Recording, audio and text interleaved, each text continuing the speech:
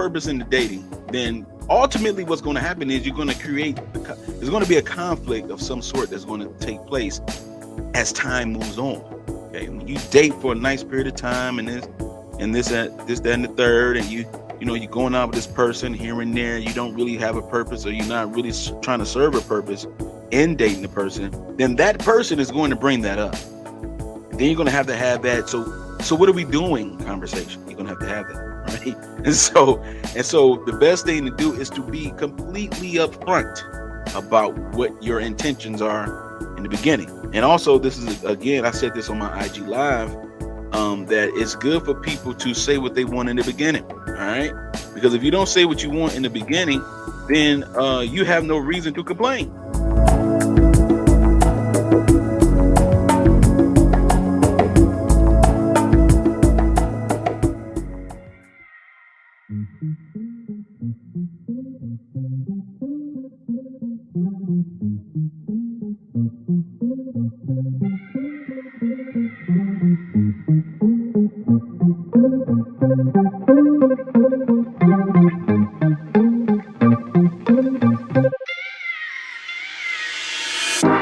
I've been waiting all night. Watch you blow up my life. Please don't come over, 'cause you're not sober. Yeah, now you know that ain't right. If you two knew you was coming over, that would be a problem. Yeah. If our friends knew undercover loving, they would try to solve it, yeah. Me and you, what we do, it stays between me and you. Me and you, what we do, it stays between me and you.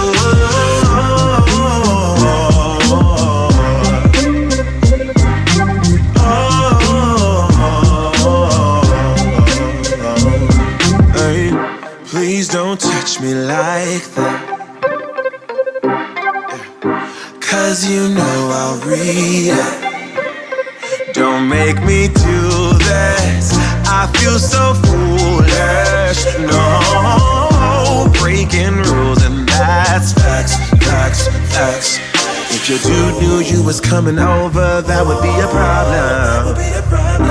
If our friends knew undercover loving, they would try to solve it, yeah. Me and you, what we do, it stays between me and you. Me and you, what we do, it stays between me and you.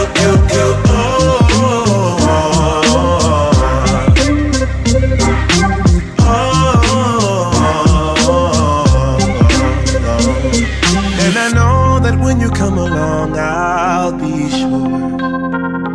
If it's wrong, then tell me that I'm wrong, I don't care. It makes me happy, and if you're happy, then let's be happy. Yeah, me and you, what we do, it stays between me and you. Me and you, what we do, it stays between me and you.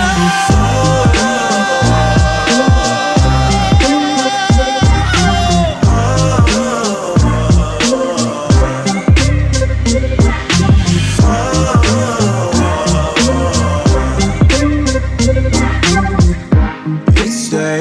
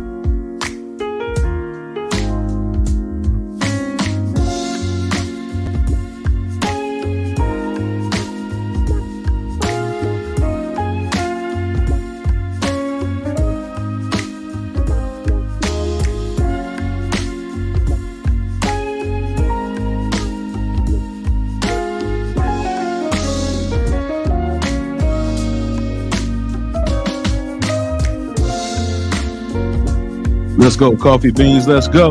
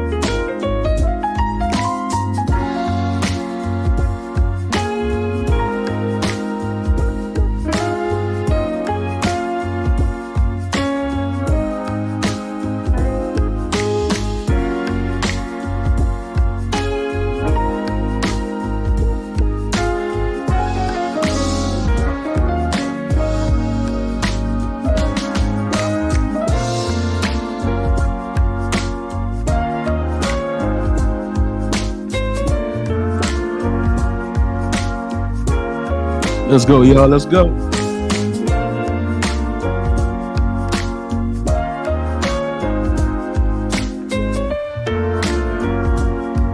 Hey.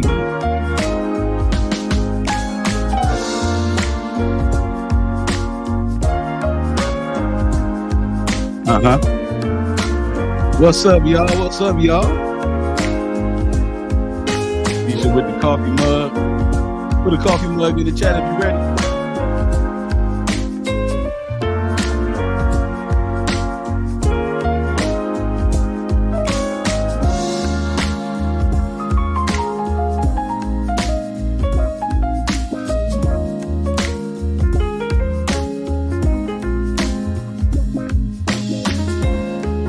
Appreciate it. This is the theme song right here, baby.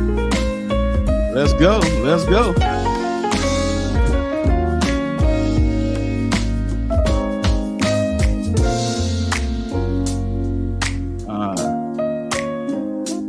Shine in the building with the coffee mug.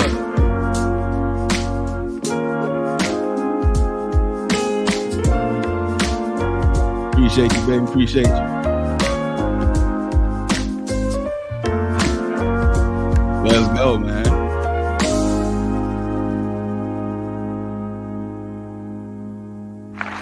Let's go, let's go, let's go. Yeah, man. Yeah, man. Welcome to Coffee and Conversations with your boy, Tay Biz in the building. It's going to be a good show today. It's going to be a good show today. I'm not going to try to bore your patience too long.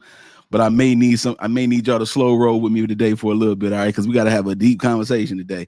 What up, though? Kyla Johnson in the building saying good morning, good morning, good morning. Bonjour. Bonjour, demoiselle. Comment allez-vous? Oui, oui. Yo, it's going to be a good show today, man. First of all, how's everybody doing, man? Give me something. How y'all doing today? How y'all feeling all right? Y'all feeling good? Y'all feeling like it's been a trying week, but you got another day here. Like, what's going on? How y'all feeling today? I'll start off a little bit. This week has been it was a good week. Very productive week, man, especially at work, man. It was really productive and I learned a lot of stuff and I'm doing a lot of things now. And, it was really cool. It was really good, man. So I was really happy this week, satisfied with everything that happened throughout the week. Of course, every week has ups and downs, but how you handle it and get through it, it's been a beautiful thing, man. It's been a beautiful thing. It's Saturday and it's beautiful outside. That's a fact. That is a fact. It is definitely beautiful outside.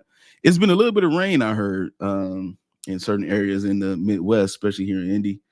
And I think in Detroit as well. I always keep up with Detroit, man. Detroit is still home.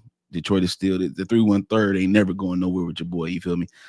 But shout out to everybody that came in. Shout out to Sean Tillman last week, man. She hopped on the show. She hopped on the show last week. We talked about Contract with Black America with Ice Cube. And she held it down a little bit, man. You know what I'm saying? She held it down a little bit. Yes, it's definitely a good day out. She was cooking and cleaning and doing some other stuff. I don't know why. But we ain't going to talk about that, Sean. We ain't going to talk about that. You feel me? We ain't even going to talk about that, right? We're going to leave it. We're gonna leave it right there. We ain't gonna say nothing else. All right. We're gonna right there. All right. But no, definitely want to say thank you to everyone that supported the show last week, man. I gotta announce this, man. Last week was the most viewed show we ever had on the Mailroom Network. Period. That's including Mailroom After Dark. That's including Mailroom Show. That's the most viewed live show that we've had. Period on the network. So I want to thank everybody that watched last week. It was definitely an interesting topic that we had. She said, "Take always you." Like I gotta, I can only be me. You know what I'm saying?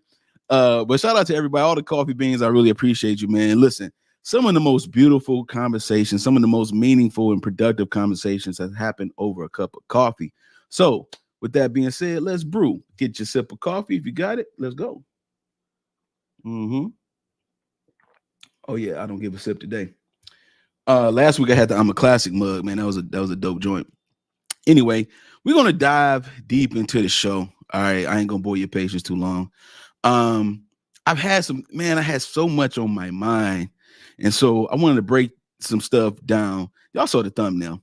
The thumbnail is like it says, "I love Pookies and Ray Rays."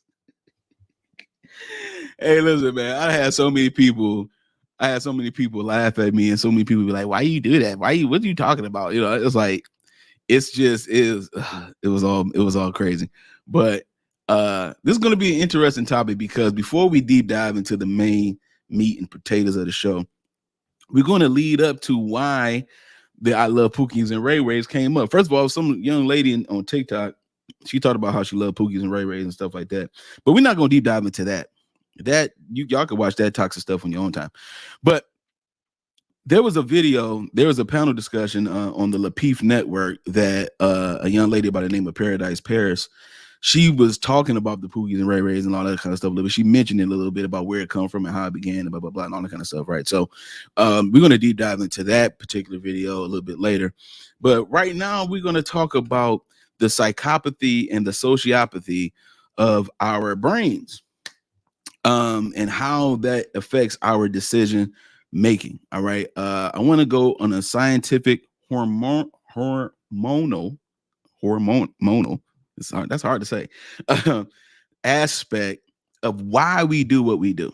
Why do you make the decisions that you make? How do you get yourself to make that decision? What type of logic, what type of emotional response are you getting to make the decisions that you're making? What is it about this particular decision that has to be made? All right. And so we're going to talk about it because it's very important, because this is going to be tied into the dating culture. This is going to be tied into the dating culture. All right. Most definitely it is. If you don't think so, trust me, by the time this is done, you'll see what I mean. By the time we get through the show, you'll see what I mean. There is a psychological breakdown that happens before you make every decision that you make, including the most important decision that you will make as an adult, which is someone to share your life with. And in the dating culture, again, we talked about this has been the theme for the season 2 of Coffee Conversation. I don't know why, but our business on the dating culture, the 4 types of daters. We talked about that. We talked about dating after divorce. We talked about that. We talked about the 4 seasons of your dating, right?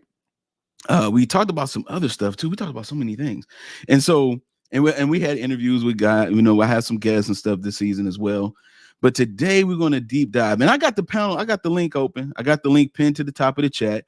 If you want to jump on and hop on as the show goes on, you want to hop on and say what you want to say and, put some input in. I'm all ears. I'm all ears. All right. But we're going to deep dive into some stuff. All right. And again, y'all see the message in there. If you want to come up, please be presentable. Please engage in the conversation, and please make sure you're in a quiet area so that way it won't disturb the show. But with all that being said, we're going to talk about this whole thing, right? So we're going to get into it right now. All right. We're going to get into the psychopathy versus sociopathy. All right. And why are we talking about this today? Right? Because the reason why is because we have a proclivity to do things in a certain way, and we think it's normal behavior, and it isn't. Okay, it isn't normal behavior. All right, we are doing things, we are dealing with people, we are attaching ourselves to people that we have no reward or benefit from at all. And so when we do these certain things, we display certain traits. We display certain traits, all right? And I want y'all to stick with me today. Just hear me out. That's all I ask, is that you hear me out. Don't look, some of the people leaving already. I ain't even said nothing yet. You know what I'm saying? Just hear me out real quick, because this is going to be a very interesting thing. We're going to deep dive into the brain, because every decision you make comes from your brain. Does it not? Hello? You know what I'm saying? Like, when you make a decision, it's coming from somewhere. You got to have some type of form of logic in order to make this decision pop off. We're going to deep dive into it real quick. All right. So I got my man here. This is I guess he's like a clinical, or what they call it, the coroners that like a medical coroner or something like that. He the autopsy expert. This is from the Institute of Human Anatomy. And this video came out some time ago, but I found this to be a very interesting video. All right. And again, I want you to sit back, relax. We're going to have a good conversation. We're going to talk about this for a second. And we're going to deep dive into the psychology of our decision making in the dating culture. Remember, we talked about the dating culture, how casual it is. It's an unstructured culture. All right. So you have to navigate in that culture as an individual. You can't expect everybody to do the same things, or you can't expect certain privileges in the dating culture. All right. But we're going to talk about that a little bit deeper. But let's get into the psychology of it real quick. And let's get into what my man's got to say. Let's go. Psychopaths literally have a different brain than you or I do. Unless, of course, you are a psychopath, in which case this video will hopefully give you some insight as to what's going on with your brain. But for me, it's always been a morbid curiosity with psychopathy. I mean, they're like the edge cases of humanity. Why are they incapable of empathy? Why are they so prone to risk-taking, even if that risk almost comes with a guaranteed death sentence or lifetime imprisonment? Why are so many CEOs psychopaths? What's the difference between a psychopath and a sociopath? And is there even a potential treatment for psychopathy, or are we just doomed to live in fear for the rest of eternity from these individuals? It's going to be a slightly terrifying one. Let's do this. All right. Now, real quick, psychopaths, sociopaths.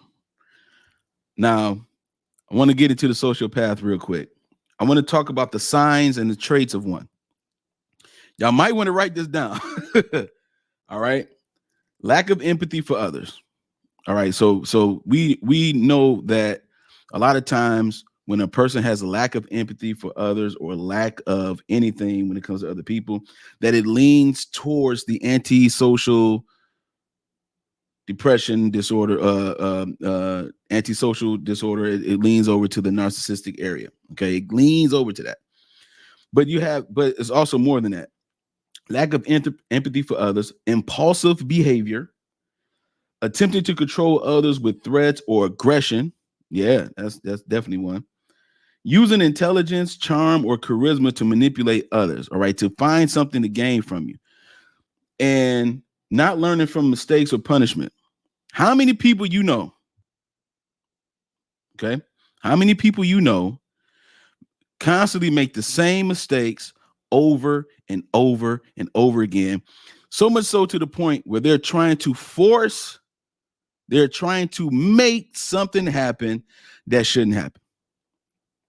You got all the signs that's telling you to get away from this person or get away from this situation, and you continue to still harp on this particular situation, or you continue to harp on this particular person instead of taking the individual accountability to move in a certain way, so that way you can maintain some sense of sanity. Having tendencies to show physical violence, argumentative, always trying to start a fight or escalate something into a fight when it doesn't have to be, when a simple conversation can do the trick. Okay. How many times have we, let's do some introspective work real quick. How many times have we tried to force or make relationships work, or try to force or make a relationship happen out of thin air in the dating culture, which has no structure, and want to blame it on someone else. We were displaying sociopathic traits in our brains. Okay. I don't want the chat to get too quiet on me, all right? There are certain things that we do that shows us signs of this particular behavior. And because we have painted an image of ourselves that is so rosy and grand, we don't think we are operating in that behavior. Oh, but you are. Contraire, mon frère. You are definitely operating in that situation because you are a glutton for punishment, because you keep going back to the same thing over and over again in hopes that it will change. Instead of you changing, you want the situation to change. Something is going on with your brain. And there is a hormonal component to why you're feeling the way you're feeling. We're going to deep dive into it. All right. We're going to deep dive into it. But there is a reason why you keep going back to the same thing. There is a reason why you keep expecting relationships in the dating culture when you look in front of you, you're looking at someone who does not want anything. And yet you're going to try to make anything or something happen out of that. I appreciate you, Sean. I got one amen. Dog. Like we doing this. The dating culture is full of sociopaths, low key. You putting carts before the horse, expecting someone to give you what it is that you want when you're not taking the time to go through the proper steps in order so that way you can actually get the outcome you want. If you're in the dating culture, and the dating culture is all chaotic, it's all about feelings, it's all about entitlement, it's a whole bunch of broken people in the dating culture, it's a whole bunch of people that was divorced, now they're in the dating culture, now they're trying to bring that marriage mentality and that marriage entitlement over to the dating culture. It don't work, boo-boo. It don't work like that. It don't work like that. The dating culture does not care that you was married before. It just doesn't. So at the end of the day, you're trying to force things to happen that should not happen. You're actually dodging a bullet, but you're so used to being in pain and disappointment, you can't see the signs.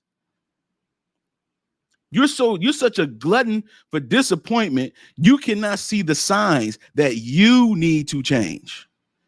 It's upon you to do this.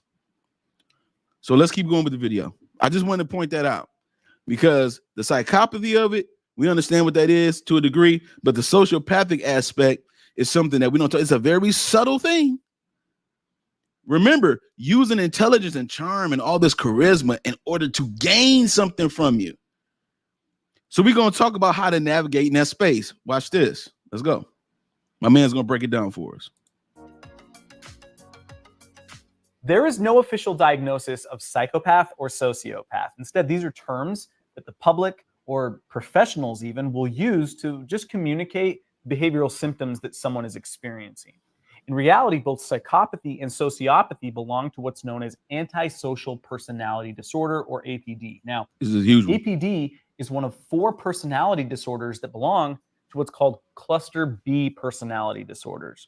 The other 3 are going to be borderline personality disorder, narcissistic personality disorder, and histrionic personality disorder. Now, all of those operate differently.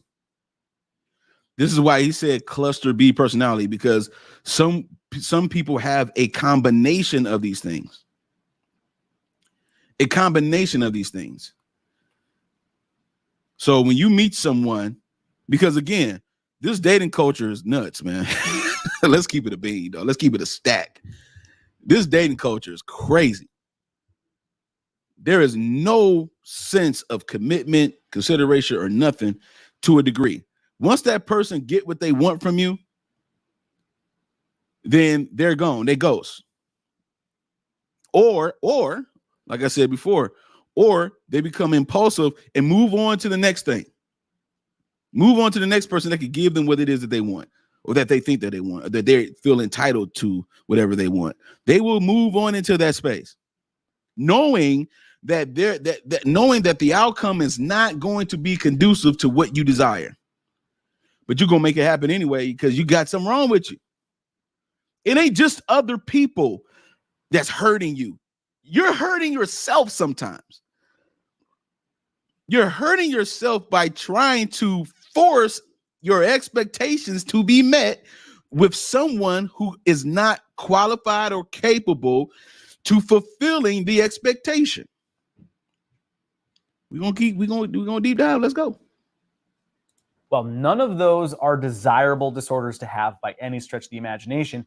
APD is commonly seen or believed to be the worst among them. And that's because APD can have some of the traits that are in those other disorders, but still suffer from antisocial personality disorder. So for example, a sociopath can be impulsive, which is also what someone with borderline personality disorder would.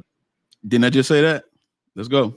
Display. But you wouldn't say that a sociopath suffers from borderline personality disorder. Instead, they would just share borderline traits, but they still suffer from antisocial personality disorder. Now, APD can actually manifest in different individuals differently. This is what we're really getting at when we say psychopathy or sociopathy. Now, definitions change over time, and that's just a product of science, right? The more you learn about something, the more you have to change it as you go along. But it's probably easiest for you to think of psychopathy as being the end result or product of physical issues combined with environmental problems, while sociopathy is going to be almost purely a product of environmental conditions. So, do you hear what he said? Environmental conditions. So when you're in an environment that is only conducive for casual things, then you will find yourself adopting or adapting to the casual environment. You will find yourself doing what everybody else is doing, even though you really don't want to do it. Because you're that intense and you're that impulsive about what it is that you want. And a lot of times that's why you got to check your desire, check your preference list. Just check it to see what type of maturity level you want. If your preference list is mostly carnal stuff, your maturity level is on a carnal level. And that is not that great.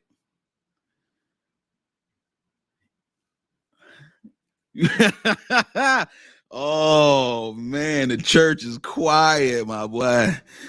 Yikes. I want. What you mean? So what contributions do you want to give? What contributions do you want to give in order to receive what it is that you want?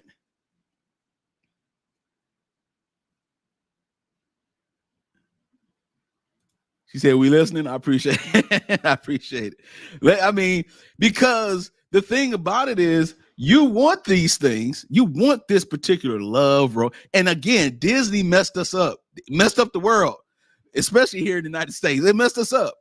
We think that we're supposed to rescue each other from being broken and hurt and all this kind of stuff. No, you're supposed to learn how to navigate and how to handle disappointment. You have to handle disappointment. Again, especially in the dating culture, there is a level of disappointment that you have to be able to handle. And sometimes you are not the cup of tea that everybody want to sip. You have to understand that about yourself. I may not be the cup of coffee that everybody wants to brew. So I have to learn that about myself, that I may not be a fit for that person. Maybe it's you sometimes. Sometimes it may be you sometimes. And because it may be you, because again, we're a human, no one is perfect. At the end of the day, how do we navigate in the space that is only conducive for certain things like disappointment, a little bit of regret, a little bit of resentment, a little bit of false expectations, which a lot of people operate in the dating culture. You're trying to make this man be something that he is not capable of being. You forcing it. Instead of receiving what you're looking at, instead of accepting it for what it is, so that way you can say, you know what? I'm not even going to take that personal. That has nothing to do with me. That's his stuff. He's going to have to deal with that. You want a woman in your life, fellas, that is able to appreciate and respect you and do all that kind of stuff. And if she doesn't do that on a consistent basis, if she's not showing feminine traits, if she's not showing the spirit of femininity in the way it was supposed to be conducted and constructed, then why are you still trying to make her be something that she cannot be?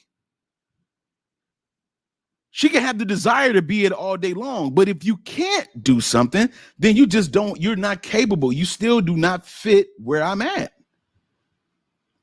You're just mad because you don't fit somebody, because you think you one size fits all female. You think you the best thing since sliced bread, and you think you can make any man happy. No, no. That is the psychotic part that has been programmed in our head, that we are the prize for everybody. No, you're not. Sorry, you're not. And you can have all the affirmations you want in the world. That's fine. Encourage yourself in the Lord. Do all of that. But you are not for everyone. Okay? You're not for everyone. There are some restaurants that only certain groups of people go to. If they serving escargot, mussels, and snails and all this kind of stuff, only a certain group of people go to those places. And they may argue, hey, this food is good. You like, what? I don't want no food like that. Huh? What is that? Ugh, that look nasty. I don't want no scallops. Ew. But then if you taste it and see, like, oh, wow, it's actually better than what I thought it was. Sometimes you got to open up your mindset. Sometimes you have to give in order to receive. All you want to do is receive, receive, receive. That sounds a little bit, because relationships is an exchange. It's an exchange. And what's happening in the dating culture is that we are exchanging things. We exchange brokenness for entitlement. I deserve something, and that person in front of me who asked me out on a date, he or she is going to give it to me because I deserve it, because of what I went through before with someone else. I'm not going through that again, so I deserve to be treated better. When you don't even treat yourself good, you want somebody else to treat you better than you treat yourself. That's a mind thing. Trying to force things, and you don't receive the lessons that's necessary for you to grow and learn more and to navigate differently. Instead, you would rather just sit in your slump, waiting for Prince Charming, Disney, to come by and see you on the side of the road somewhere, lost and busted and disgusted. Then he comes by and he's rich and he cleans you up. He puts you in the best gown, and then all the maids and servants is just jealous of you. I'm telling you, man. Let's go. So in other words, a psychopath is actually born with physical issues with their nervous system. And then on top of that, you pile on environmental conditions such as childhood trauma. A sociopath, on the other hand, is going to be born with essentially a normal functioning nervous system. But due to childhood trauma or maltreatment, that is going to then alter their nervous system. So this is important. That's legit. Your traumas and triggers, man, will cause you, if you're a well-functioning individual, your traumas and triggers can cause you to have a sense of entitlement when you get older. And then when you get older out here in this world, and you think you are supposed to receive something based on what you've been through without doing the necessary work you have to do for yourself, then all you're going to do is attract people who will just extend the brokenness that's there. They will extend it. They will keep you broken because they're broken in some form or fashion, and now it's just an exchange. You're supposed to do this. You're supposed to do that. You're supposed to treat me this way. You're supposed to treat me that way. And you just go back and forth, back and forth, back and forth. It's like a tennis match. You're going back and forth over and over again because you feel like, hey, since I went through this before, I'm entitled to this now. And I'm not going to change. I'm not going to change. Everybody around me needs to change. That is sociopathic behavior. Sociopathic behavior. I'm sorry, I'm just pouring my coffee right now because it's about to get good. Now, what am I saying this for?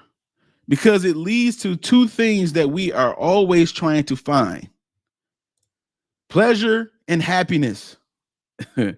We conflate these ideas. If we are not careful to deal with the things that we need to deal with within, if we're not careful, we can conflate these things and they can appear the same. They can look alike. They can feel almost the same. But there are distinct differences between pleasure and happiness. And we're going to talk about it from the psychotic standpoint, from the psychopathic standpoint, from the sociopathic standpoint, from the mind, from the brain. Our neurotransmitters gives us certain things. It gives us certain things. It excites us. It gets us in there. And then all of a sudden, it's like we have this party inside of our minds, inside of our feelings, inside of our emotions, because somebody made us feel beautiful today. Somebody made us feel handsome today. Like, oh man, I ain't got no compliment in a long time, man. I'm feeling myself, dog. Woo, woo, woo.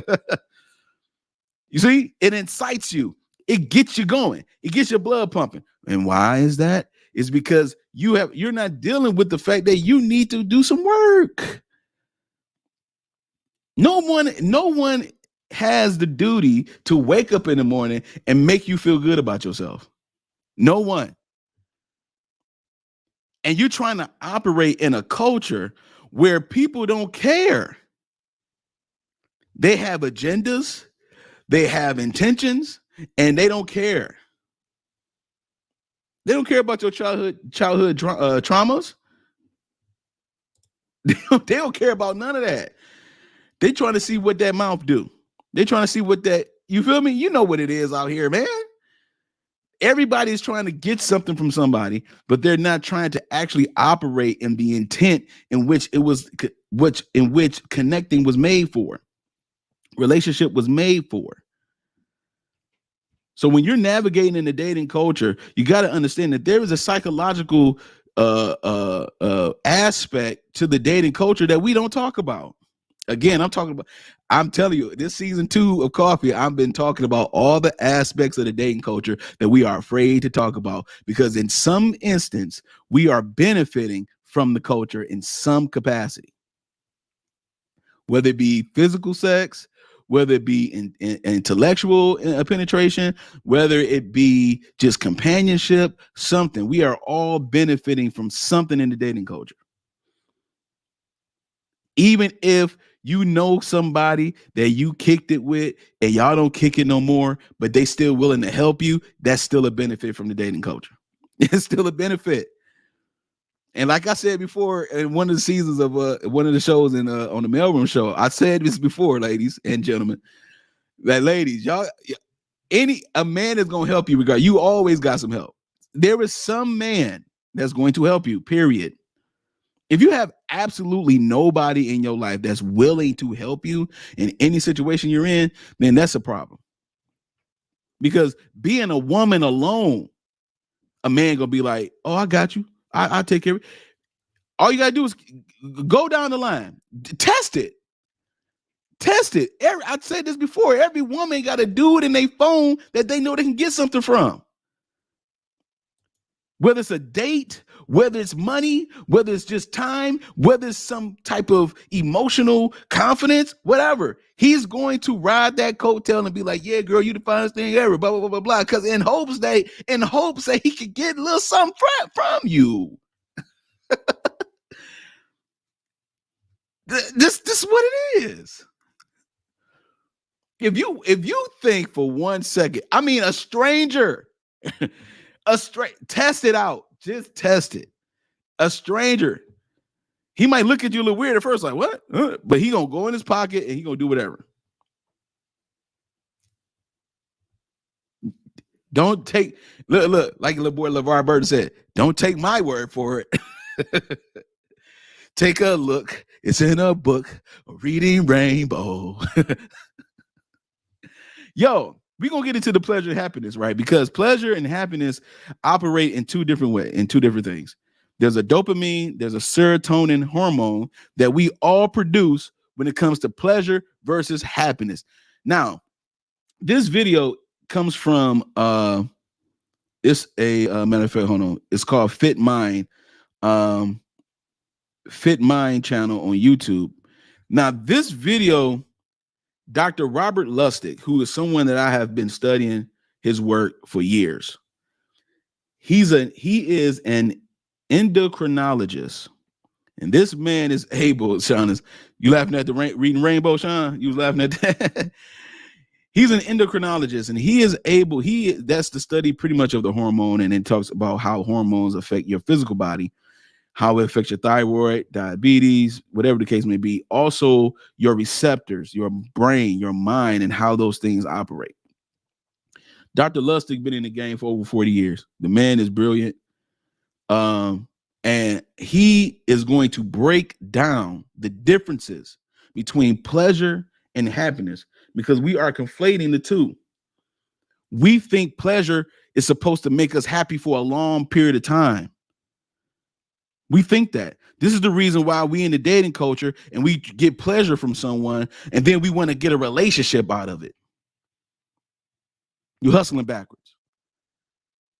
Dr. Robert Lustig is going to show us how our mind should work when it comes to the dopamine and serotonin levels of our brain. All right.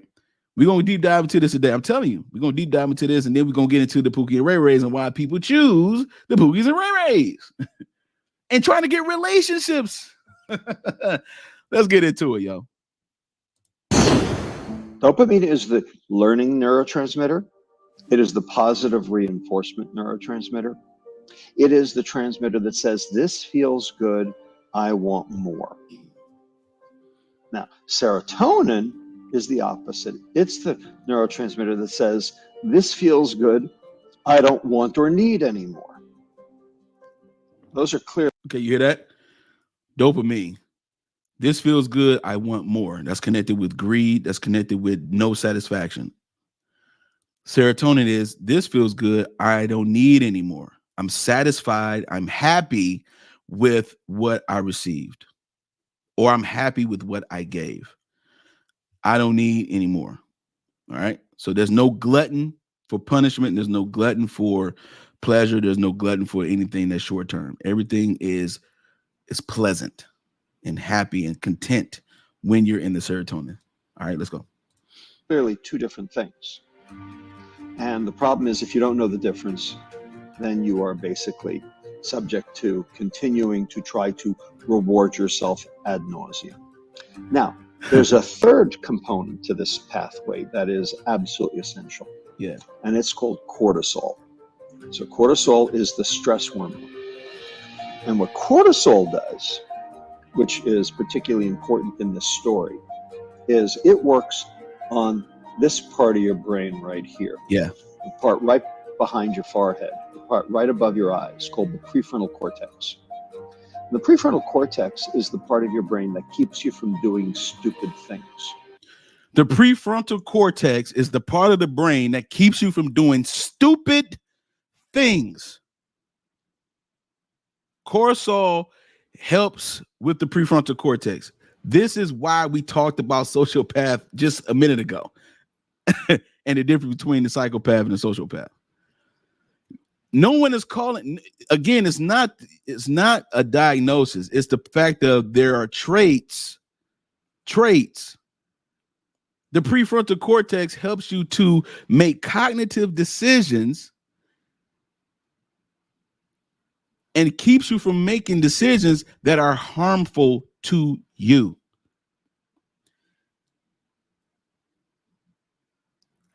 How many people are using that part of their brain in the dating culture?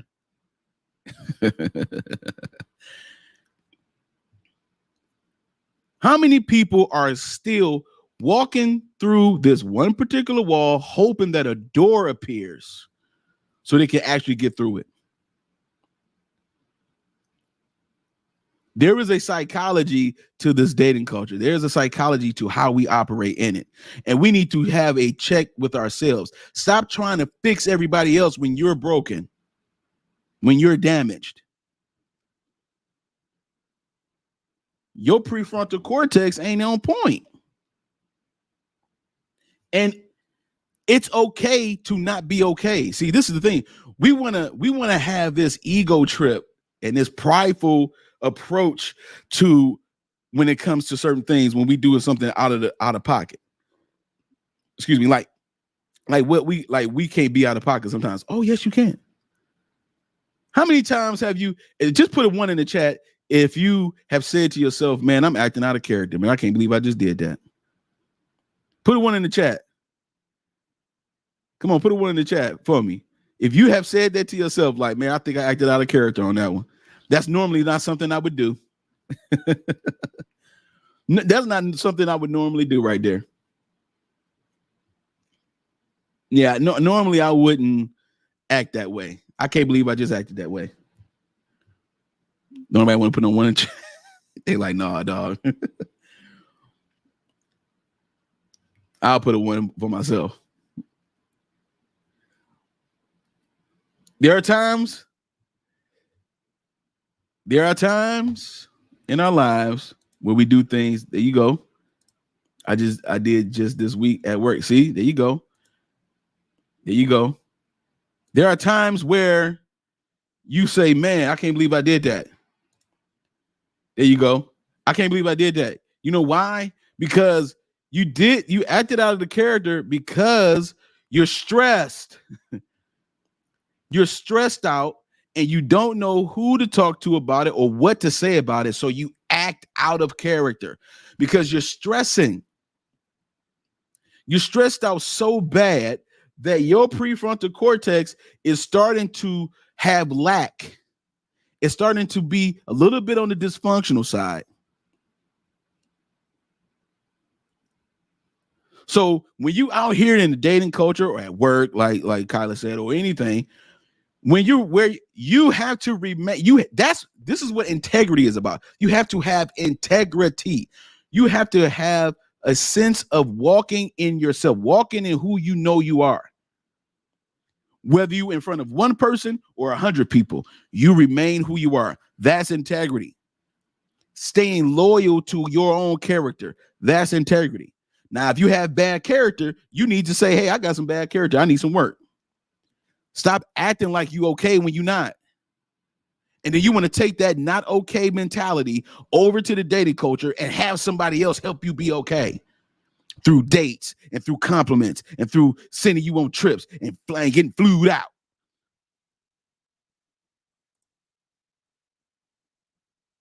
It's an embarrassment. Here in the United States, it's an embarrassment. Our dating culture is an embarrassment to some other societies. It's an embarrassment.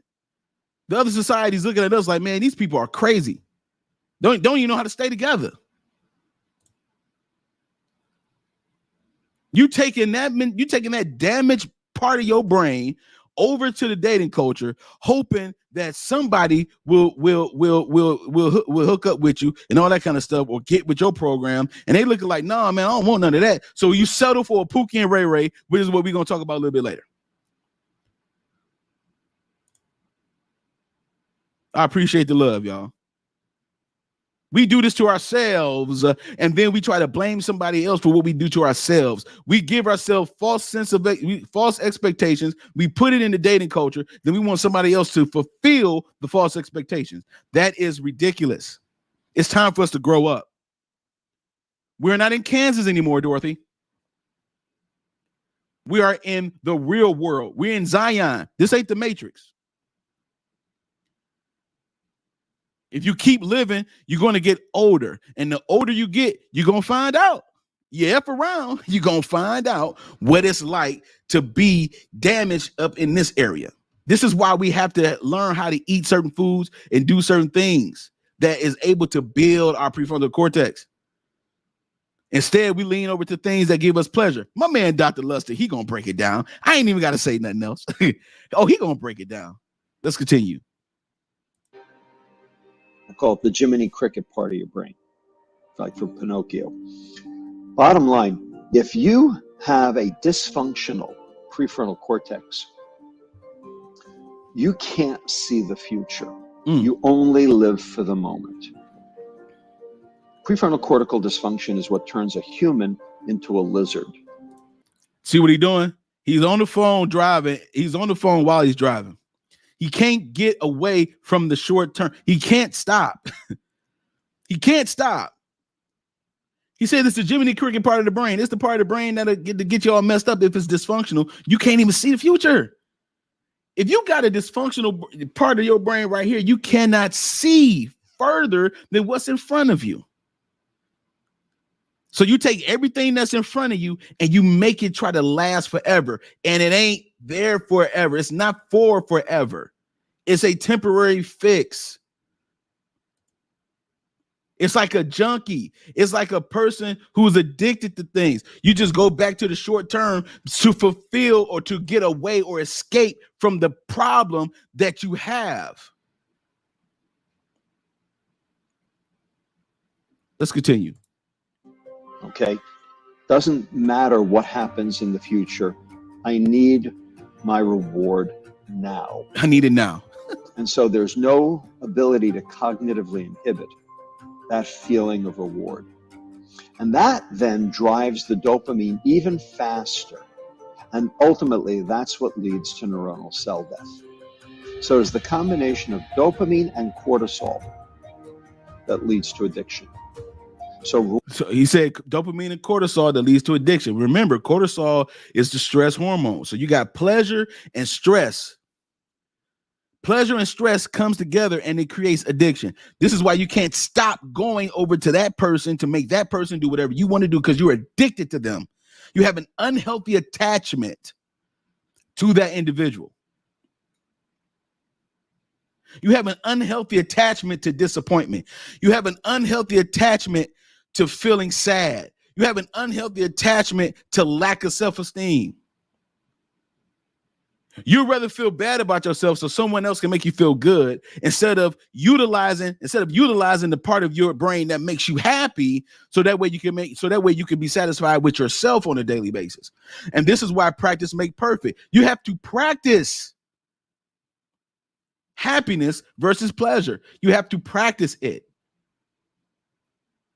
Happiness has an attachment of fulfillment. Something that is fulfilling. And most of the time when you're fulfilled by something, it's because you are doing something for someone else. We are not satisfied with doing things for other people. We want everybody to do something for us because this part right here that he talked about is damaged. It's stress. You're stressed out and you can't do nothing. So that's why we'll keep going to drinks. That's why we'll keep going to the weed. That's why we'll keep going to cocaine. A lot of people are going to meth, crystal meth, all these drugs, all these short term. And then it's not even that. You shop, you do all these, you're shopping, gambling, you know what I'm saying? All of those things that is attached to just pleasure. It's not attached to anything that is fulfilling. So that's what he's talking about. Let's go. reward is good. Reward is good. Reward plus stress is not. And that's what we all are now, is chronically stressed. And so chronic stress makes you want reward because of this lizard brain. And so it sets you up for addiction. Now, on the other side, on the serotonin side, chronic stress also and cortisol has an effect as well. So serotonin does bind to its receptor to inhibit the next neuron. The problem is that the serotonin receptor is downregulated by cortisol. So less serotonin, fewer receptors, that's depression. There you go. The unhappier you are with yourself, that's where you become depressed. Look, God is great. I mean, he gave us these things, man. He created us with these things. So you don't have to apologize for being a human being. You have to take the initiative to not put yourself in a position to be in this position. Wait, look at my man. Where's his hands? Where's his hands? His hands is at the top of his brain. That's where he's stressed at. He automatically went this way. In his nature, he automatically did this. Like, dang, man, I'm stressed out. Have you ever been at work and something stressed you out? You just like, oh, man. You do it all the time. Because you're not happy at that moment. So it's like, okay, to prevent yourself from getting stressed out, you rub your head, or maybe you may have to walk away from the computer so you can just relieve yourself from anything that's stressing you out. And so when something is stressing you out and you can't get rid of it, then we lean over to things that will get us to an addicted level of attachment. And if you're not careful, it will destroy your life. And then you become older, then you are alone, and you still feel entitled. At a certain point, you got to be like, yo, man, something else is wrong, dog. Something else got to be wrong, because ain't no way in the world, here it is, I am at this stage in my life, and I'm getting the same results I was getting when I was 30. Or when I was 21, and I was disappointed back then. Here it is, I'm 35 years old, and I'm still disappointed.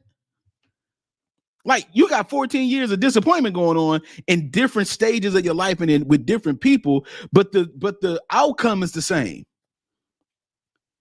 Disappointment right here, and then I turned 23, got disappointed. Then I tried to get with somebody else at 27, got disappointed. Then I'm at 29, I got disappointed. 31, I got disappointed. What is going on with you? Something else is going on. It's not everybody else. People are going to be people. You cannot change how people are, but what you can change is yourself. We want to change situations all the time and remain the same. It doesn't work that way. Let's go. So addiction and depression both occur, one due to dopamine, one due to lack of serotonin, but in the presence of cortisol, in the presence of chronic stress. So chronic stress is what belies both of these two major afflictions of the human condition. There is one reward system. This is good. One. Now, that reward system is pretty darn important. If you don't receive reward, you don't get out of bed. That's a good point. If you don't receive reward, you don't get out of bed. The only reason why I get up at 5 o'clock in the morning every day, get myself together so that I can make that 45-minute to an hour drive to work, is because at the end of that time, I know what I'm getting in my pocket. I ain't going out there for nothing. I don't like them people like that. Hey, man. Hey, put a one in the chat if you're not that fond of your coworkers. It don't matter to me. I'm not that fond of you. I'm not coming here every day and dealing with what I'm dealing with because I like y'all. I'm here for a reward. I am here for a reward. I am here to get paid. I am here to get paid. Look at these ones, man. I mean, to get paid. I'm not fond. If I could really tell you the truth, I don't like you like that. Co-workers, listen, y'all cool and all, but I'm not trying to hang out and have drinks with you. Seriously. What are we talking about here? What are we talking about? There is no way. There is no way that I'm getting up that early just to see their faces. Nah, dog. I'm going there for a reward. And what's happening? You see this lady laying down, just laying down. She don't have a sense of reward. She like, man, I have no reason to get up out the bed. Really? That is a miserable mindset to have. Now, check this out. We take that mindset, we put it into dating culture in hopes and hoping that somebody can rescue me. I'm burning in your rescue me. No, ain't nobody's coming to. No. This is not Disney. This is not The Little Mermaid. This is not Snow White and the Seven Dwarfs. This is not Cinderella. This is not that. No one is coming to rescue you. The world does not owe you understanding. The world does not owe you rescue.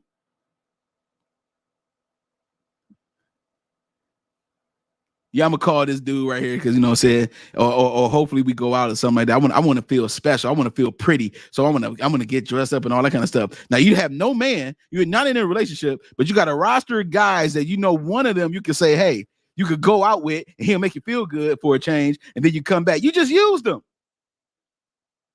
and you're not a sociopath. Something ain't wrong with you.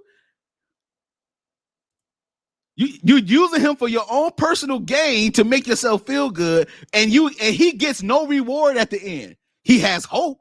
He's hoping he get a reward, but you're not gonna give him a reward, and we know what reward we're talking about. Y'all know what reward I'm referring to. He's just a friend. He's just a friend, and he really like you for real. He the guy that really likes you for real, and you playing with him. And then you want to say, ain't no good man out here. Check your friend zone. Check your friend zone. Check your friend zone. Check your friend zone. Check your friend zone. I'm having too much fun with this today, man. Put a one in the chat, man, if you like where your boy going with this, man. Yeah.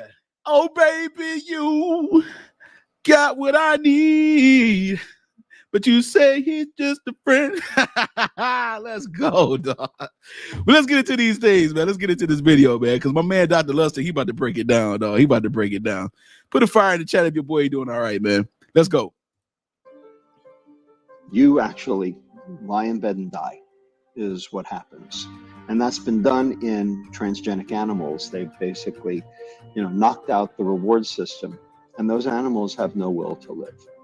Okay, you need reward to be able to get up in the morning, yes, go to work, make a living, bring home a paycheck, eat food, etc. All right. So reward is survival of the species. You cannot do it without reward. However, reward and contentment are not the same thing. Reward and he said reward and contentment is not the same thing. That's facts. That's facts.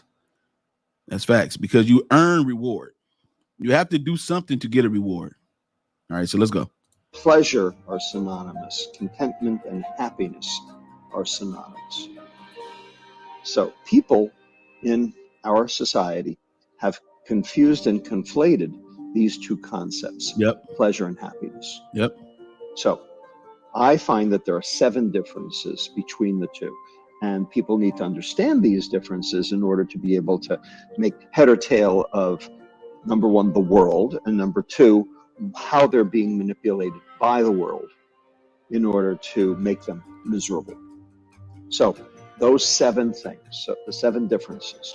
1, pleasure is short-term, like a meal. Happiness is long-term. What? Pleasure is short-term. Happiness is long-term. Y'all might want to write these down. Listen, why they put that beautiful juicy, look, the mayo is about to drip off the tomato. She got a brioche bun. She even got a little bit of the slop on her fingertip. I mean, good God. Really? That is the example you want to use for pleasure? Oh man, it's nothing like a good cheeseburger. a good cheeseburger. I'm probably gonna get some comments like, yeah, this big boy over here talking about cheeseburger. I don't care. I don't care. Listen to me. Anybody know that fried chicken, crispy, deep fried, make it salivate, make it salivate, right? But check this out. It's short term. Ice cream, because remember, you're stressed out. so you get ice cream, short term pleasure. Happiness and contentment is more synonymous. Pleasure is synonymous with reward, or pleasure is synonymous with short-term things. It's not contentment. It doesn't keep you happy. It doesn't keep you satisfied. Let's go. So short-term and is pleasure. Long-term is happiness. Let's go. Like a lifetime. 2, pleasure is visceral. You feel it in your body. Happiness is ethereal. You feel it above the neck. You feel it in your brain, 3, in your mind, in your pleasure spirit. is taking, like from a casino. Happiness is giving, like Habitat for Humanity. Pleasure, visceral, it's all carnal things. That's pleasure. Happiness is ethereal. It's in your brain. It's in your mind. It's in your soul. It's in the soulish realm of you. No one can give you that. No one can give you that happiness. That's all you right there. Pleasure is taking, receiving. Happiness is giving. What I talked about earlier. Your happiness a lot of times is going to be correlated with what you give out and how someone receives it. Let's go. Number 4, pleasure is achieved alone. Why they do her like that? Like a chocolate cake. Happiness is achieved in social groups, like a birthday party. Yeah. Number 5, pleasure is achievable with substances, like, for instance, cocaine, heroin. Happiness is not achievable with substances. It's not achievable with substances. Pleasure is achievable with substances. You gotta have something to make you feel this way. And the better you feel, remember, feeling is visceral, so it's all physical. So the more pleasure you get from that aspect of how it make you feel, you keep going back to it. What happens when you have an unhealthy attachment to those things, as far as disappointment? These things like disappointment or being rejected. Some people are masochists. Some people are masochists. They find pleasure in pain. They find pleasure in pain. The more pain they experience, the more pleasure they get, because it gives them the opportunity to be a victim. Ooh. Ooh. Ooh.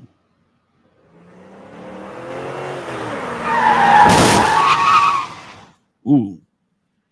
Crash and burn. This gives me the opportunity to be a victim, so I would rather experience more pain, because the pleasure of being the victim gives me the reward I'm looking for. Nah, man. That's not good. That's not good. Let's go. Number 6, pleasure, the extremes of pleasure, whether it be substances or behaviors. So substances like cocaine, heroin, nicotine, alcohol, sugar, or behaviors. So shopping, gambling, social media, There you go. internet, gaming, pornography. There you go. Okay. In the extreme are addictive. In the There's extreme. an aholic after every one of those. Shopaholic, sexaholic, alcoholic, chocoholic, etc. But there's no such thing as being addicted to too much happiness. Did you hear that? Oh, let's go, Dr. Lustig. Oh, man. There is no such thing as having too much or being addicted to happiness. But you gotta keep going back to the gambling table. You gotta keep going back to the video game. You gotta keep going back to I'm talking about, he said when it's done in the extreme. Notice what he said. When it's done in the extreme, there's a aholic behind it. There's some type of addiction behind it. When it's done to the extreme. And we have extreme people in the dating culture. Let's call it what it is. They are extreme. They have extreme expectations. They have extreme outcomes that they want. They have extreme entitlements. It's all over the top. Let's go. And number 7, and perhaps the most important for this conversation, pleasure is dopamine and happiness is serotonin. Mm-hmm. So 2 different neurotransmitters, 2 different areas of the brain, 2 different regulatory pathways, 2 different mechanisms of action, 2 different drivers. So you say, like, so what? Why do we care? Here's why we care. Dopamine is an excitatory neurotransmitter. Excitatory. When dopamine binds to its receptor, the next neuron gets excited. Okay? Postsynaptic receptor activation. Now, neurons like to be excited. Neurons like to be tickled. But they don't like to be bludgeoned. Chronic overstimulation of any neuron in the body leads to neuronal cell death. Okay? And the reason is because neurons are so metabolically active and neurotransmission is so metabolically taxing that if you just keep it up and keep it up and keep it up, that neuron is basically going to exhaust and die. You hear that? If you keep it up, you're going to get exhausted. Have you ever said that? Like, man, I'm just so exhausted right now. I just can't do this anymore. That is a direct result of the fact that you're trying to put circles and squares, and psychologically and mentally you're having what is called a breakdown. You're having something called a breakdown. Let's keep going for a minute because he's gonna talk about inhibitory receptor transmitters as well. But let's keep going for a second. I'm gonna come back to that. And so the postsynaptic neuron that has the dopamine receptors on it, it has a fail-safe. It has a protective mechanism in order not to be overwhelmed. What it does is it downregulates the dopamine receptor. So now that, even though you have lots of ligands, lots of dopamine molecules, you have fewer receptors. Yep. Which means there's less chance that any molecule will find the receptor. And what that means in human terms is you need more and more to get less and less. And that's the phenomenon we call tolerance. So dopamine leads to tolerance. Mm-hmm. And then when those neurons actually do start to die, that's called addiction. Now, serotonin. No, wow. Before you talk about serotonin, he said that those receptors, or those things, get to a point of tolerance.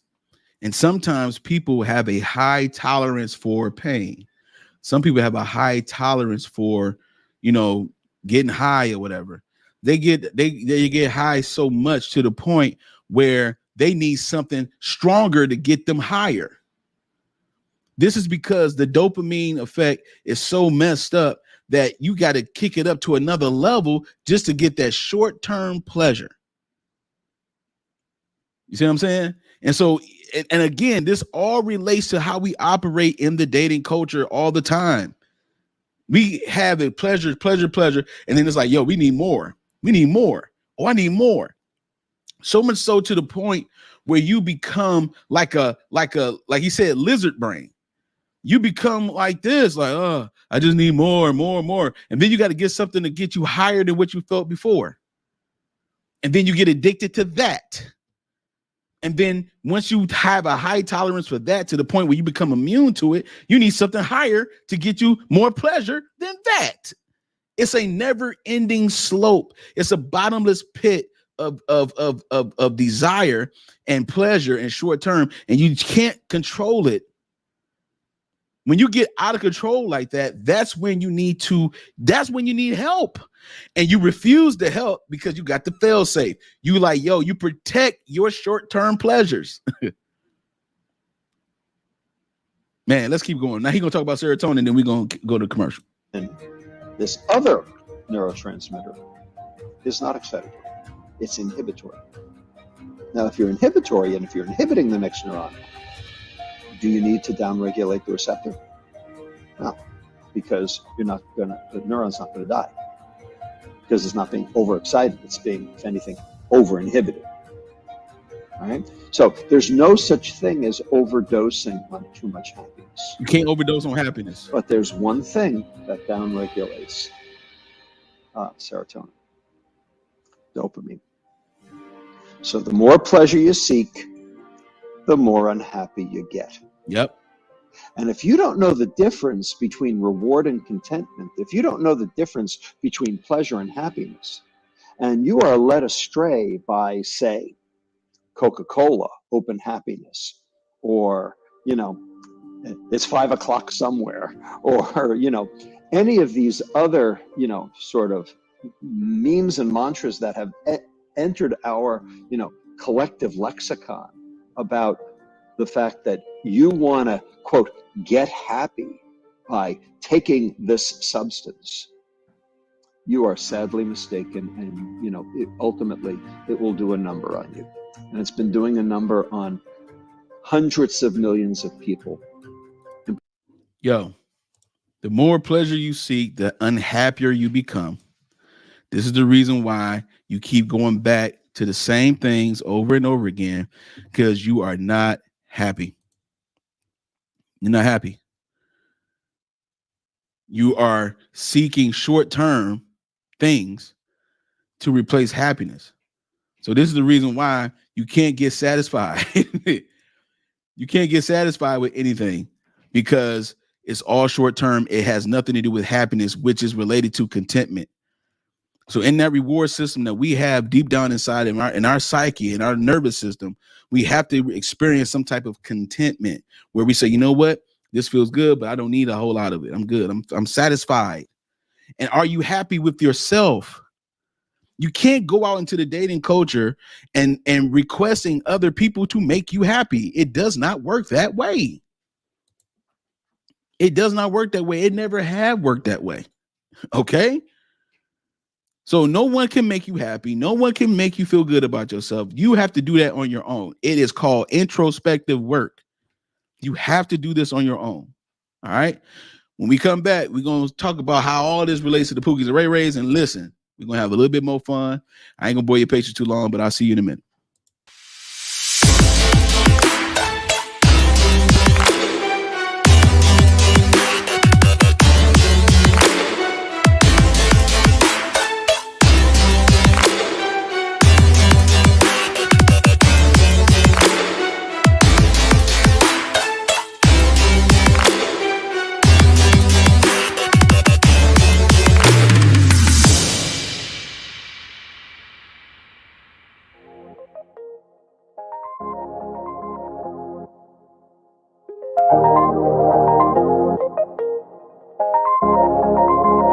Today, but you know how it is. We gonna talk from our perspective, and our lovely mail carriers. We know y'all gonna be tapping in, so I think we're gonna have a good show today, man. What y'all think?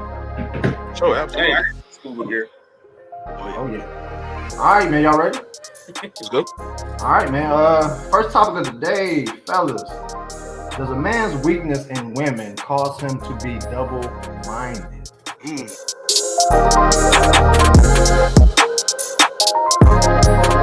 Relationship to move forward, that person is going to overprocess and overthink as well. So there's procrastination. So it shows up in different forms of personalities. And anybody that's watching, you one of them four personalities? Yeah. Oh, for sure. Procrastinating somewhere. Yeah, for sure. It's a lot of people that's like that. I know for sure. I know I'm like a mixture of the analytical, for sure. Think too much sometimes. Overthinking to be like, you know what? Let me just wait till I get some more info. Yeah. I need some more. I need some more. More than you need some more. Yeah.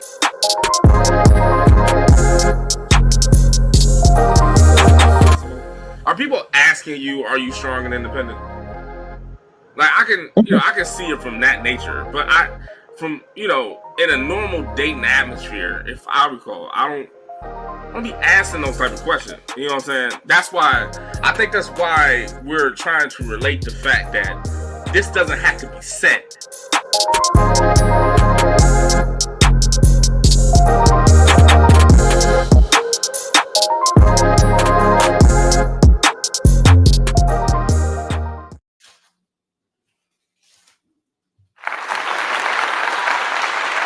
What up, dog? What up, dog? We are back with Coffee and Conversation. Look here, y'all see the thumbnail. Y'all know what we're about to talk about. And guess what?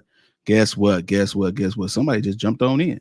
Somebody just jumped on in, and it's the one and only JB the Gent. What up, dog? What up, dog? Good, man. Hey, man. You know what we talking about, dog. We doing our thing, brother. Doing our thing. Yeah. Great first segment, man. I appreciate it, man. Appreciate it, man. There's a little bit of static going on. Let me see. Is that me? Okay. Hold on. But y'all saw the commercial, man. We are on the off season of the Mailroom Show, but the Mailroom Show will be coming back soon. However, we want to thank everybody, all the new subscribers that have came to the Mailroom Network. We appreciate you. We definitely appreciate you. All right. So definitely tune in to stay tuned in to us here on the Mailroom Network. We got the shorts, we got the clips, we got, we got the Coffee and Conversation. Next week is the season finale Coffee and Conversation, so you don't want to miss it. And they're gonna have some more special guests. Trust me, it's gonna be good. It's gonna be love. And then we also have the Mailroom Show. Season 2 was a banger. Let's call it what it was. Season 2 was a banger. All right. And so go ahead and like, share, subscribe to the Mailroom Network. Go ahead and look at season 2. We see that it's a lot of people that's been binge watching us, man. The season 2 of the Mailroom Show, and season 1 actually. So somebody's on radar. Somebody's on the radar with us, man. You know what I'm saying? But we are back. We are back with Coffee and Conversation. So let's go ahead and deep dive into the conversation real quick. Date potential or get a Pookie. Now look here. We talked about the scientific breakdown on why we make decisions, especially in the dating culture. All right, especially in the dating culture. Again, we are cesspooling the dating culture with emotions, false expectations, entitlements, and all kind of other stuff that is unnecessary in the dating culture. All right. And so what we need to learn and understand is that we have to do individual introspective work, so that way we do not have these pleasurable dopamine type of exchanges with people when we really want the happiness. You want the long term, but you rather do short term things in the hopes that it becomes long term. You're hustling backwards. You're hustling this way. I need you to hustle this way. All right. So with that being said, we're going to dive into this video. Okay, now this video came from the Lapeef Network, so this is not my content. This content belongs to Lapeef JR from the Lapeef Network, and shout out to Lapeef as well. Shout out to his network. There was a panel discussion. They talked about dating potential, right? And getting or the Pookies, and then someone mentioned, the young lady mentioned the Pookies and the Ray Rays, right? Her name is Paradise Paris. We shout out to her as well. And we're gonna deep dive into this video, man. You ready, man? I'm ready. You said you was gonna come up here, man. I didn't really. And you got the thumbnail in the back on you. I was in the area, so you was in the area. Was it an aerial view? You just and you just came down and parachuted down. It just came right. Parachuted down like Call of Duty. I was prepared. You was prepared. I was prepared. So I appreciate the love, dog. I appreciate the love. That boy really shocked me for real, man. Let's do this, man. Let's go ahead and deep dive into this, man. I want to go ahead and play this video. Let me know what you think about it, dog. Let's see something. Ooh, I like this. I like this view. Let's do it. So let's do this one. All right. Let me go ahead. We talking about dating potential or get a Pookie, so I don't have to put the banner up because y'all know what we talking about. As a matter of fact, I just do it this way. So let's go ahead and deep dive into it. What you think? First of all, before we get into it, what you think about the old dating potential, man? What's your perspective on dating potential? Dating potential person for you. Yeah. I'm assuming you were saying. Oh, for sure. Yeah. Yeah, I believe that, I always preaching the fact that, if you're in the dating scene, that you want to always find someone logically that fits. Mm-hmm. You know what I'm saying? And seeking somebody with potential is you're taking your preference list, as you explained earlier, and looking at that and matching it accordingly to the person that you want. You know what I'm saying?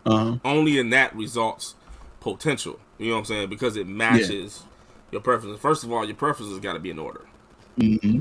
You know what I'm saying? You got to have you talked about the carnal preference list. It can't be all that. It got to be in order. You know what I'm saying? So it has to be that first. But once you have your preference list in order versus, in coherence with looking internally, then you can set that on somebody and blueprint that on somebody. And if you do that successfully with a correct preference list, then you might find potential in that person. Yeah. And that's how that occurs. So that's how it should be.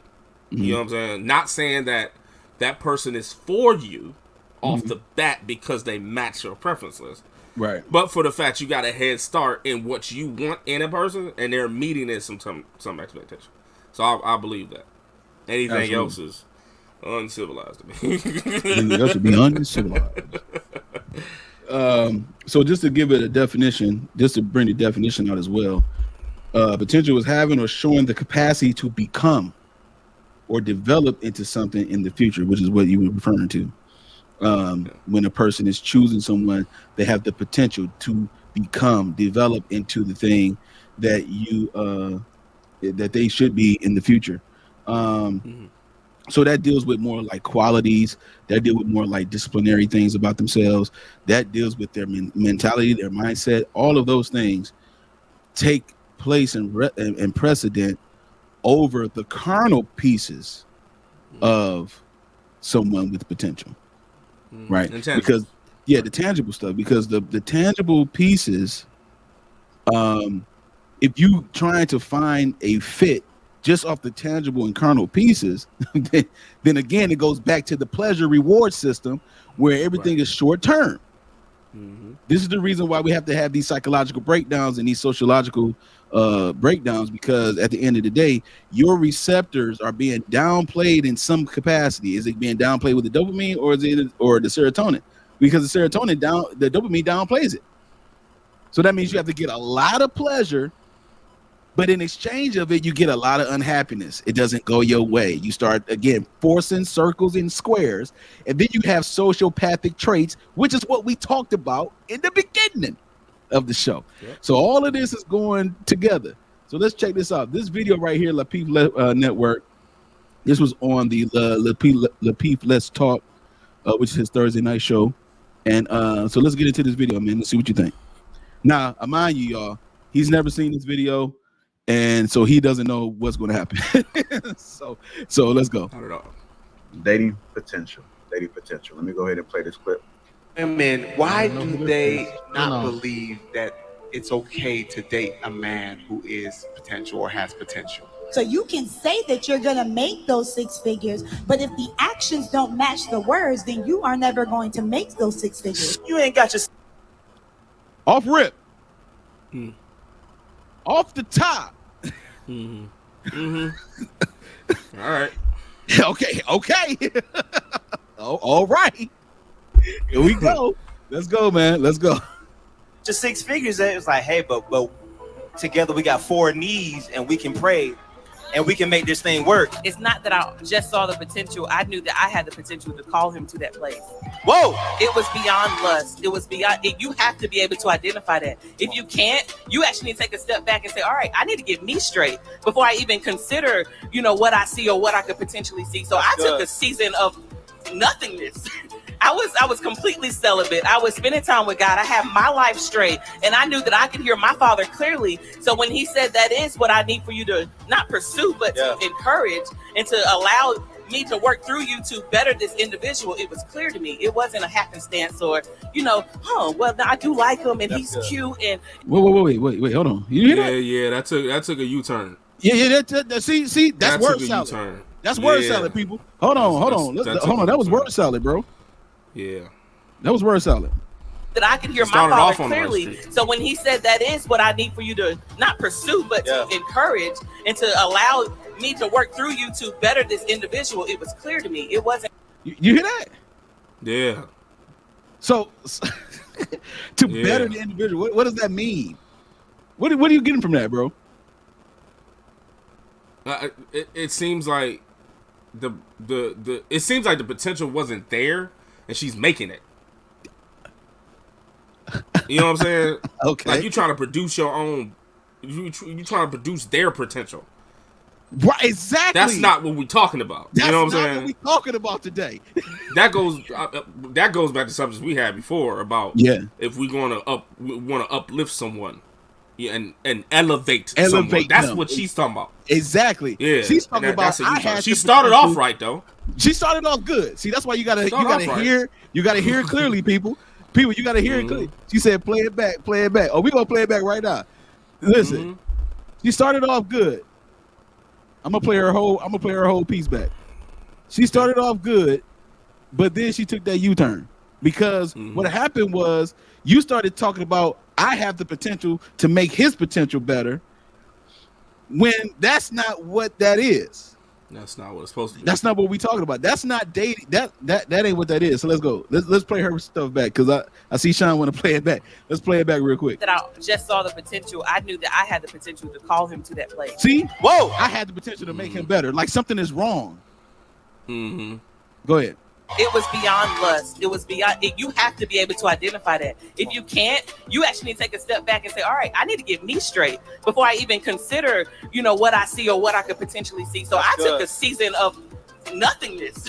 I was completely celibate. I was spending time with God. I had my life straight, and I knew that I could hear my Father clearly. So when he said that is what I need for you to not pursue, but to encourage and to allow me to work through you to better this individual, it was clear to me. It wasn't a happenstance or, well, I do like him and he's cute. And it was beyond the natural things. It was all spiritual. But we really have to just make that commitment to ourselves before we even try to find our other half or better half. Be whole. It's not that he came in perfect. He was far from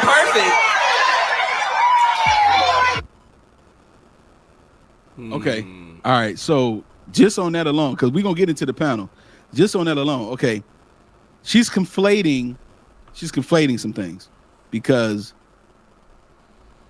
she's trying to say that, okay, we all know that a wife is a helpmeet.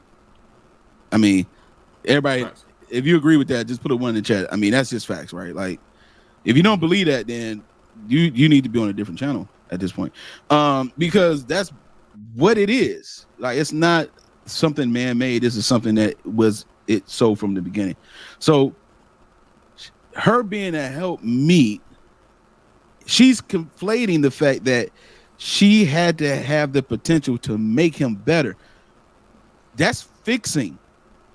That's not supporting. Right. See, so how do you feel about that so far? First of all, time out. Side note, this is the first time we ever did something together, just me and you on the show. I mean, this is actually the first time ever, man. Shout out to the shout out to the first time. So what do you think about that, man? Her whole position about you said it took a U-turn. So what's your perspective on it, real quick? She first talked about the integral work that you have to do to yourself to find potential. You know what I'm saying? She did hint to the fact of the U-turn at first. She did. You know what I'm saying? When you played it back, I seen it. But with her portion of saying that you have to look internally within yourself, that season of nothingness, she called it. Yeah. You know what I'm saying? When she took time out and just looked in herself for, you know what I'm saying, what completes her and complete herself, and took that time out for individuality for a minute before she stepped out. Now that I'd agree with. You know what I'm saying? That's the whole thing. You know what I'm saying? You explained that earlier. That's what needs to be done. Yeah. So, but when I came on, I stated that in that process, you correct your preferences. And then and then blueprint, put those preferences right up to next to your person that you're dating, the potential and see if right. they match. Exactly. And that creates the potential. Exactly. Now she's talking about, and she took it on a spiritual twist. Yeah. There you go. Right? She took it on a spiritual twist to try to prove her point of trying to get with somebody to raise them up. Exactly. and she tried to use it in tangible speeches and all of that. Yeah. But that doesn't give the end result of the happiness that we're talking about. Exactly. You know what I'm saying? Exactly. Because you're actually, what you're doing is taking someone, because we talked about where you are, there you are, right? Right. And so you're taking someone that is who they are, mm-hmm. and trying to correct or upgrade them to what you want. Exactly. And most of the time, 7-8 times out of 10, that does not work, even if it seems it did. Exactly. Because that person is a self altogether. So when she said that, it's like, no, that's not the correct maneuver to do that. If he didn't have mm-hmm. the corrected preferences on your list, then right. that is not potential. You don't create it. It is what it is. And that's the logical decision. Right. Not the emotional decision. You know what I mean? She's seeing where she could fit in to feel adequate. Right. Because I need to see something wrong with him, so that way I can say that I have the potential to fix that. That's called inadequacy. You only feel adequate when you can help somebody or make somebody better themselves, or try to fit into something that you can fix somebody. Right. That's an actual internal projection. That is. Yeah. So basically what you're doing is, because we're talking psychologically, people. Okay, this is coffee conversation. We're on a psychoanalysis right now. So what you're basically doing is you're creating adequacy in someone else's insecurities and void, so that way you can fulfill their void. And you're saying, I have the potential to fulfill their void, therefore he has the potential to be what I want them to be, because I can fix him into what I want to be. Mm-hmm. So at the end of the day, that is not happiness. That is reward. That is still short term. Because what happens when that person is completely fixed and they don't need you anymore? Then where are you going to fit in? You're going to try to find something wrong. You're going to create a problem. You're going to test your man. Mm-hmm. Uh-oh. You're going to do what Judge Lynn Toller said. I tried to rattle my husband when he was alive. I tried to do everything. He was a bottle of Valium. He was cool as a cucumber. Mm-hmm. Didn't raise his voice, didn't do anything. Mm-hmm. But you're trying to find a problem. Mm-hmm. So that way you can have the adequacy to fulfill yourself. That's not happiness. Mm-hmm. Right. That's not happiness. Shout out to Sean. Some people create the imposition of the ownership of the fix. There you go. So there you go. If you fix somebody and they fix it, like you said in that scenario, that they don't want you anymore, they will constantly remind you that you got to that place because of them. Yeah, exactly. You see what I'm saying? Exactly. Because their happiness is draining because they don't want you no more. Yeah. You know what I'm saying? Yep. So you attack that person that way too, and that's horrible, again, man. all bad. Let's go. Let's continue with the video we're gonna have on here. There's the panel: Real Precious, Lapeep, Jr., Mr. Let Go, Penny, Trev, Smooth, Paradise, Paris, and another guy named Sweeney. This is the Thursday night panel. So let's go get into it real quick. See what they say. All right, y'all. Dating potential. Dating potential. We're going to go to Sweeney first. Sweeney, you always got them interesting takes on your face. What's going on, man? This some old bullshit, man. I will say this. Most people who say that they dated potential wasn't trying to date potential to begin with. They were dating based off of how they felt in that moment. They was getting the feels. And then when shit breaks down, that's when they say, oh, well, he had potential. But with that being said, my question is what is potential? Are you dating somebody on the potential that they can become a great father, or that they can, take care of a household? Or are you dating potential based on the fact that they may make $1 million one day? Like, what exactly do people mean when they say that person had potential or you are dating potential. Can I just? Because it normally when you hear people say, like, when we hear people in these spaces talk about potential, it's normally talking about somebody having the potential to be a six-figure earner or something like that. When if you just look at the numbers, you know, hey, the likelihood of that motherfucker making six figures is slim to none. But you hear what he said, dog? Hey, so the first chick said, "Oh, you have the potential to make those six figures, but if I don't see any action," see, she went straight to what he's talking about. You see what I'm saying? The carnality of it all, because of the fact that that shows you that you can benefit from it. If we be honest, man, if people be honest, especially in this dating culture, man, they are pocket watching. Fact. Yeah. They are pocket watching. Yeah. Because that's the reason why. This is the reason why. See, man, I ain't gonna. This is the reason why vetting is a lost art. People don't know how to vet. Asking somebody what they do for a living, that's a pocket watch. Most of the time, have you ever was dating a chick and you was like, I wonder what she do for a living? No, not really. Not at first. No. Not at first. That's not the initial thing you care about. Right. You find that out as you continue to have conversation. You know what I'm saying? But you ain't tripping. Like, I wonder what she do.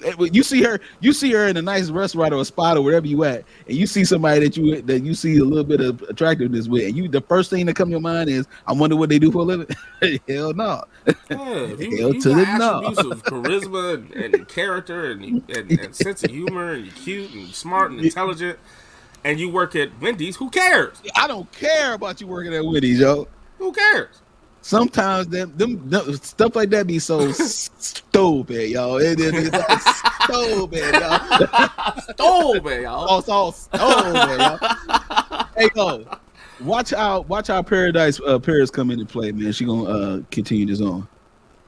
Hey, would you ever go after somebody and date them based on that, or are you dating potential? I.e., you see the work where you see a person going to school, you see a person that graduated undergrad, and then they went to grad school, and they're going to get their doctorate or their master's in a particular subject, and that would be potentially dating potential. But I'm just struggling on what we mean when we talk about dating potential,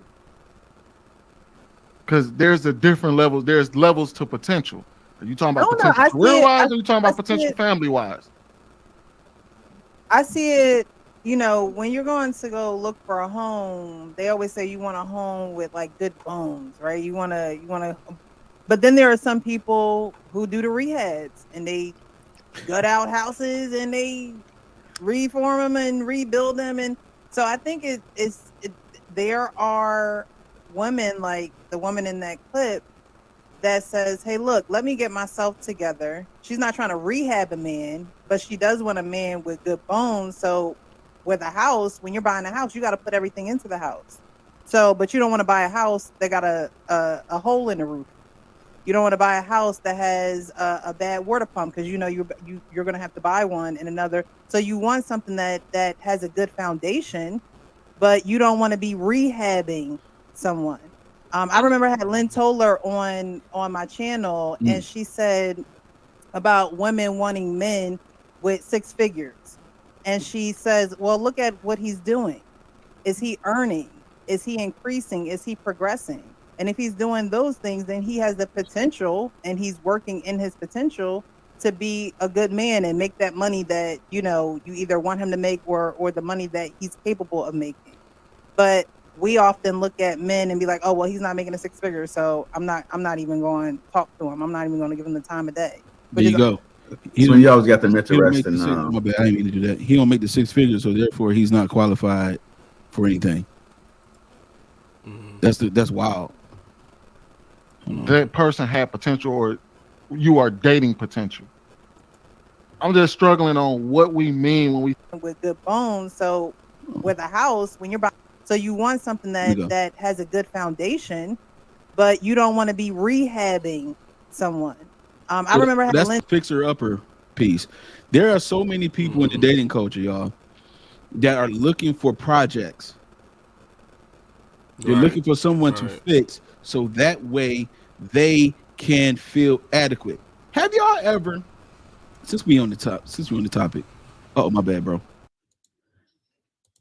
It's okay. Here we go. Hold on.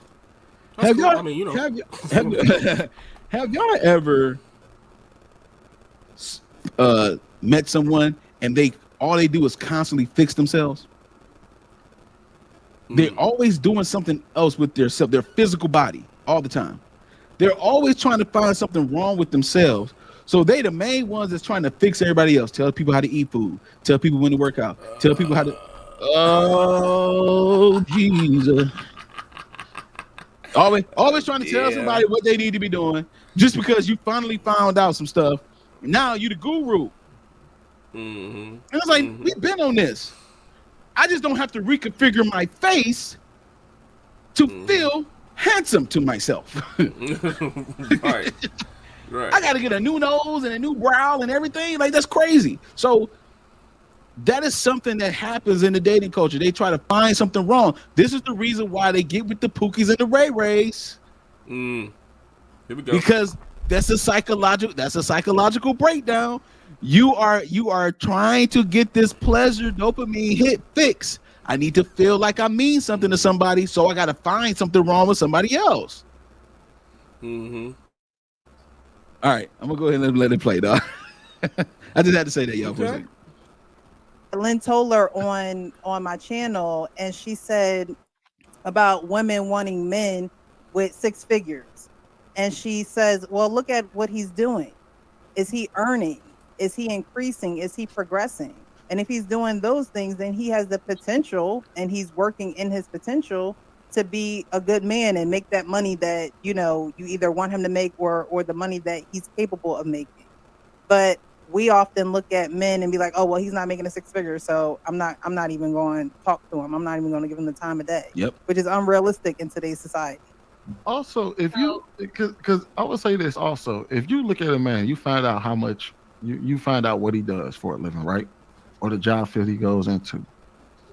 And if you look at that job field and you look at the average income for that job, and you see that it's anywhere between 40 and 75 or 80,000, would you ever have should you have the expectation that that person will make north of 6 figures, or should you be like, okay, I can see where you could potentially be at based off of these parameters, or do you go above and beyond that?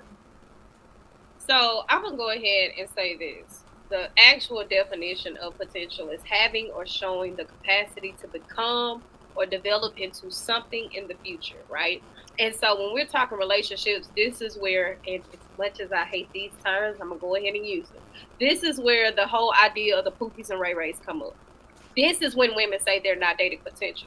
When they've actually been with the man who has been their burden. When they've actually been with the man who has rode their coattails. She was the primary breadwinner. She was the primary decision maker. She was the primary shelterer, and she was the person who had to pick up the slack. Or a lot of times you will see women in relationships with men and they have children, but the only time he's active with his children is when it's a woman they're helping to guide him for the activity. And this is when women are saying that they're not dating. They're not dating. Can we talk about this for a second? Okay. When women say they're not dating potential and they have that type of perspectives, and I'm not saying this is her perspective, I'm saying that this is she's saying that this is what women have interpreted as potential to be. And that is and would you consider that to be a misinterpretation of what potential is? Are we talking about the definition of what or explanation? No, her explanation afterwards of why women say they're not dating potential, because they correlate it with the Pookie and Ray Ray. Right. Like she said someone that she got to be the breadwinner, she got to do all this kind of stuff. Yeah, I think that is. So with that misinterpretation, how should someone navigate in that space of trying to find someone to potential in when it comes to the dating culture? What do you think? How does she navigate? Because old girl in the video says she took a season of nothingness to figure out where she belonged in that space. Mm-hmm. And she's saying, listen, this is the idea of the Pookie and Ray Ray, because they're saying anytime a woman is says she's not dating potential, she's not trying to date a Pookie and Ray Ray. She's not trying to date a man that she needs to raise. Because I've heard women say that too. I don't want to raise a man. First of all, you can't. Yeah, that's not possible. But that is the terminology. That's the verbiage that's being used. Right. What's your thoughts on it, man? I think she read the definition of potential first. Yeah. Right? Uh-huh. She stated it, and that was exactly what we said, right? Exactly. Like verbatim almost. The implication or the application of that definition is where I think everything goes awry. Yeah. You know what I'm saying? I think people get it twisted. You know what I'm saying? I'm gonna go back to what he said. Yeah. He was like, what potential are we talking about? Are we talking about potential in career wise or family wise? Yeah. See, that's individually decisive. Yeah. You know what I'm saying? To me, this is my personal opinion. That's what if you're making a preference list and you want to, if you're saying to yourself that you want to date somebody with potential of what? Exactly. Potential of a long-lasting, happy relationship, Right. or somebody that makes enough to satisfy your security. Yeah. Which is 9 times out of 10 what they're talking about. Exactly. You know what I'm saying? Exactly. So, yeah. So I think, because that's why they look at the scope of Pookies and Ray Rays and see that's, you know what I'm saying, they might have potential, but I don't want to do that. But potential to be what? Exactly. That's the thing. I think people are I think they're applying this potential thing, this potential idea, into more tangible carnal things than the intelligibility that you should be focused on. Yeah, they're conflating, you know what I'm saying? The relationship with happiness. Right. There you go. Right. They're conflating. They are taking what potential really is and putting it in the pleasure category. Right. When potential supposed to be in the happiness category, and then you break down what potential you want from there. Right. Because again, like you said, if the potential to do and be what do they have the potential to be that is related to you? Right. If you want the potential, I want a man that has the potential to be a husband, and whatever that means, then if you looking for someone with that potential, then you have to be in a position to require that. Right. And if you're not in that, and if you're not in a position to acquire that, then you don't even understand, and you don't understand what potential really is, especially from a happiness perspective, then you will never be able to choose the right person. Right. Because you're operating in 6 a figures. So 6-figure dude doesn't necessarily equate to a husband. Hello. You know what I'm saying? They're conflating 6 figures when he could be a husband. And it's like, right. no. And a provider and all that type of stuff. He's a provider. That's not how that goes. Just because, see, women are looking for providers, but they're not looking for givers. Okay. Men are looking for traditional women, but not looking for virtuous women. Okay. Yeah. All right. Okay. You're looking for a man that can provide. That doesn't mean he's going to give it to you. Facts. You see what I'm saying? So this is why providing doesn't matter. What is his character? And the only one of the ways to find out what the character is to relinquish some of that. Relinquish some of that control. Let him lead a little bit. Watch him. Women want to vet with control. Right. You see, you can't do that. Yeah. Right. In order to take a critical analysis or a critical perspective on someone, you have to have no control. You have to let it do what it does so you can find out what the nuances are. Man, me and you, we in IT. We are. And we take data analysis a lot. You know what I'm saying? We do. How do we take the data analysis? What is the first thing that we, most of the time we do to try to fix somebody's problem? Can you show us the error? Can we probe it? Yeah. Can we got to probe this thing in order for us to figure out what the root cause is. Right. And then we start going into the actual nuances of what the issue is. We don't tell them what the issue is when they call us. 9 times out of 10, they don't even know how it got broken in the first place. Mm-hmm. That's They're right. like, I think it's my account. It has nothing to do with your account. Well, I think it's my computer. It has nothing to do with your computer. But we know we know how to get to the problem, to get to the root of it. Right. So we have to let things play out. And in order for you to do that, you have to relinquish some control. And then you say, okay, let me take over your computer and I'll go ahead and fix this issue for you. Because they're showing you the error, then especially if you know what the errors are, then you can say, okay, I can navigate now. I can take the control. Now I can go ahead and lead this. Right. Sometimes you have to go back to the steps that you got to that place. Exactly. It's we called got to the review lead up. how you got there. Right. Yeah, it's called the lead up. Yeah. And so if you have misinterpreted perspectives on things, then we can't validate your feelings. Right. Exactly. Right. I can't validate your feelings. Right. The core of the misinterpretation, that's why I said is individuality, dog. The core of it is that. Yeah. Because if we're trying to pursue happiness, how did you define that at first? How did you define that? What is happiness to you? Right. And this society correlates it with money. It's money, pleasure, short-term things. So your preference list comes out to be that, which the potential of the guy has to be that. Yep. And then you don't date anybody else unless they're 6 figures. That's how you get there. Yeah. Because your happiness is based on money. Exactly. That's the individual starting point that you start with. Exactly. Not yourself, not family, not creating a family, not a long-lasting relationship, none of that. Lifelong love. You didn't even start there. Yep. You started with the whole satisfaction of being provided for. Yep. Then you bracket that. Yeah. And then you start writing your preference list. That makes no sense. It's hustling back. So that's how you end up here. It's hustling back. Yeah. That's how you get to a point where you're like, you know what? Ain't no more good men out here. Yeah, you came up with that assessment because you have a no good preference list. Right. And your no good preference list correlates with the no good people out here. And then you're like, ain't no good men out here. Yeah, because your preference list is effed. Right. It's garbage.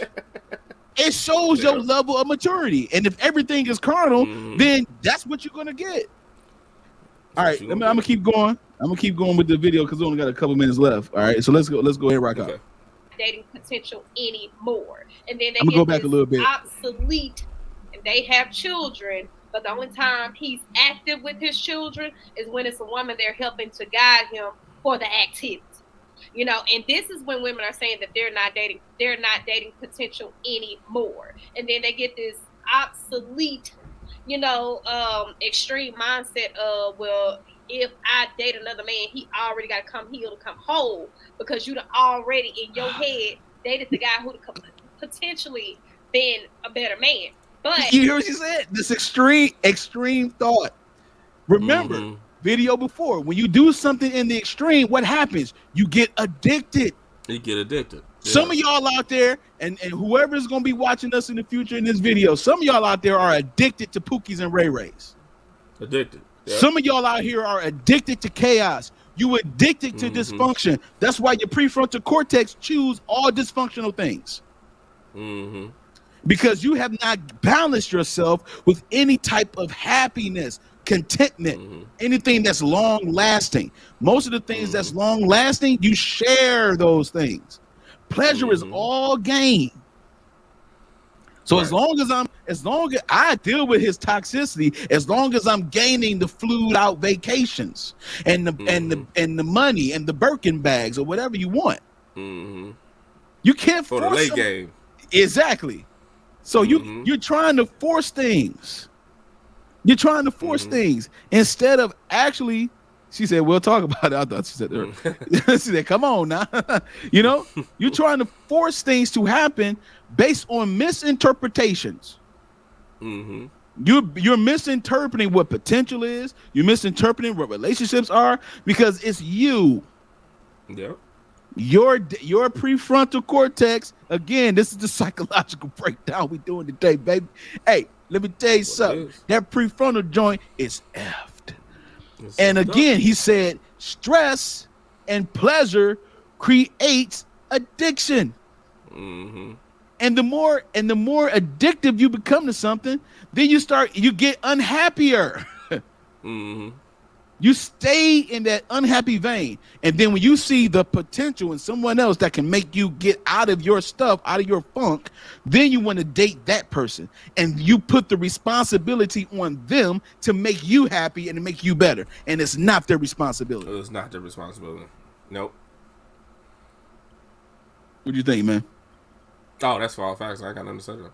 Okay, all right. We're going to keep it going. Let's keep going. All right. But the basis of potential is there's already action taking place. There you go. As Sweeney was alluding to. I don't want to date a man who has no job because everybody got the potential to be an employee. But I will date a man who is already actively working and has the potential to elevate himself within his career parameters. I think that's the difference. Like, we take on these things and we idealize these words, but essentially we're not necessarily applying them to the correct situations, because a man just laying up in your house and then you sitting there going to work and he driving your car, and the only time his kids are happy and healthy is when you're sitting there making him and his baby mama get along. It's not actually dating a man with potential. You just traveling baggage. So wouldn't that so that would actually allude to what Precious was saying, where she says that when and kind of what I said, a lot of people say that they were dating somebody based on potential, when in reality you was dating somebody with a shaky foundation. Absolutely. You was dating somebody with a cracked foundation. That's not potential. You dated that was a rehab. You dated not even a rehab. You low rehab. You dated a something that needs to be dilapidated home. You dated something that needs to be demolished, and then now you're gonna come back out and say, "Oh well, I dated." No, you never dated potential to begin with. So you can't say that. Oh, I'm never gonna date potential again when that wasn't potential. You just exactly. That was. I'm gonna stop it right there, man. I'm gonna stop it right there. Yo, man. You was never dating potential in the first place. Mm-hmm. He said it. You was never dating potential in the first place. What you were doing was you was dating a fixer-upper, a rehab, like Precious said, and then you called it potential. You are misplacing what it is. Mm-hmm. All because you don't want to do you. You don't want to have that season of nothing. It's like old girl said, I gotta have me somebody. Mm-hmm. I said it earlier. Ladies, y'all got a guy. One dude. He ain't your man. He nothing. You got one dude that's going to always come out his pocket or try to help or be there for you or whatever the case may be. Right. And you don't, and he might care about you for real. And you don't want to date him on a serious level. But you would rather use him for your own personal gain. Are you having some sociopathic traits at that point? Just for personal gain? Oh, he makes me feel good on a Friday when I feel bad about myself. So I can go out with him, but I ain't gonna give him no reward. And on top of that, I don't really like him like that. He's not my type. But he's the type of guy that can take me out and make me feel good about myself. Are you having a sociopathic experience at that point? Short-term pleasure. Short-term? Are you having short-term pleasures at that point? I wonder. What you think of this? What you think of the video, man, of old girl? What she talked about? And my man. Oh man, like when she broke it down, dog. She was hitting facts. She was actually coming from a place that she understood what potential is and what it should be. Yeah, exactly. You know what I'm saying? Instead of a version of it, you know what I'm saying, that you created. And she was talking about how you implement that correctly when she made the example about the guy with the job. You know what I'm saying? Like she, somebody that has the, you know what I'm saying, even the potential in himself to prosper in his own little vocation, then you know what I'm saying, that makes sense because he's trying to do something. And if that is on your preference list of somebody that's doing something in life, then that's what's up. The end goal might be to have a long-lasting relationship, which I think she was talking on that end. You know what I'm saying? Because she didn't mention nothing She didn't mention his job worth. She didn't Right. mention his amount. She didn't mention what she wanted. She didn't mention nothing carnal. Right. She just said actively You know what I'm doing saying? something. Actively doing something. And that's look. And so at the end of the day, what we have to do is we have to understand our process and what we doing out here. Again, the dating culture is unstructured.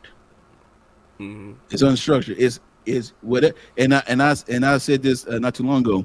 If you can find that diamond in the rough, then hold on to that. Mm-hmm. Stop. Well, it's just like any other diamond, and you just throw it away, and then it's hard for you to find another one. You have to dig to find that. Mm-hmm. To find gold, you have to put in work Mm-hmm. to find gold. And any person, any gold miner, any person that finds gold, the expression, the level of joy that comes over them is astronomical. It's because they are receiving reward at that point. They're saying, man, all this work I did, I earned the right to have this gold. Mm-hmm. You get one reward system. Mm-hmm. You get up out the bed because you're getting a check. Mm-hmm. You take your kids to the amusement park because your reward is seeing them happy and have joy in their heart. Facts. You see what I'm saying? Right. That is good. That is good. That's happiness. That's contentment. Mm-hmm. Pleasure is all receiving.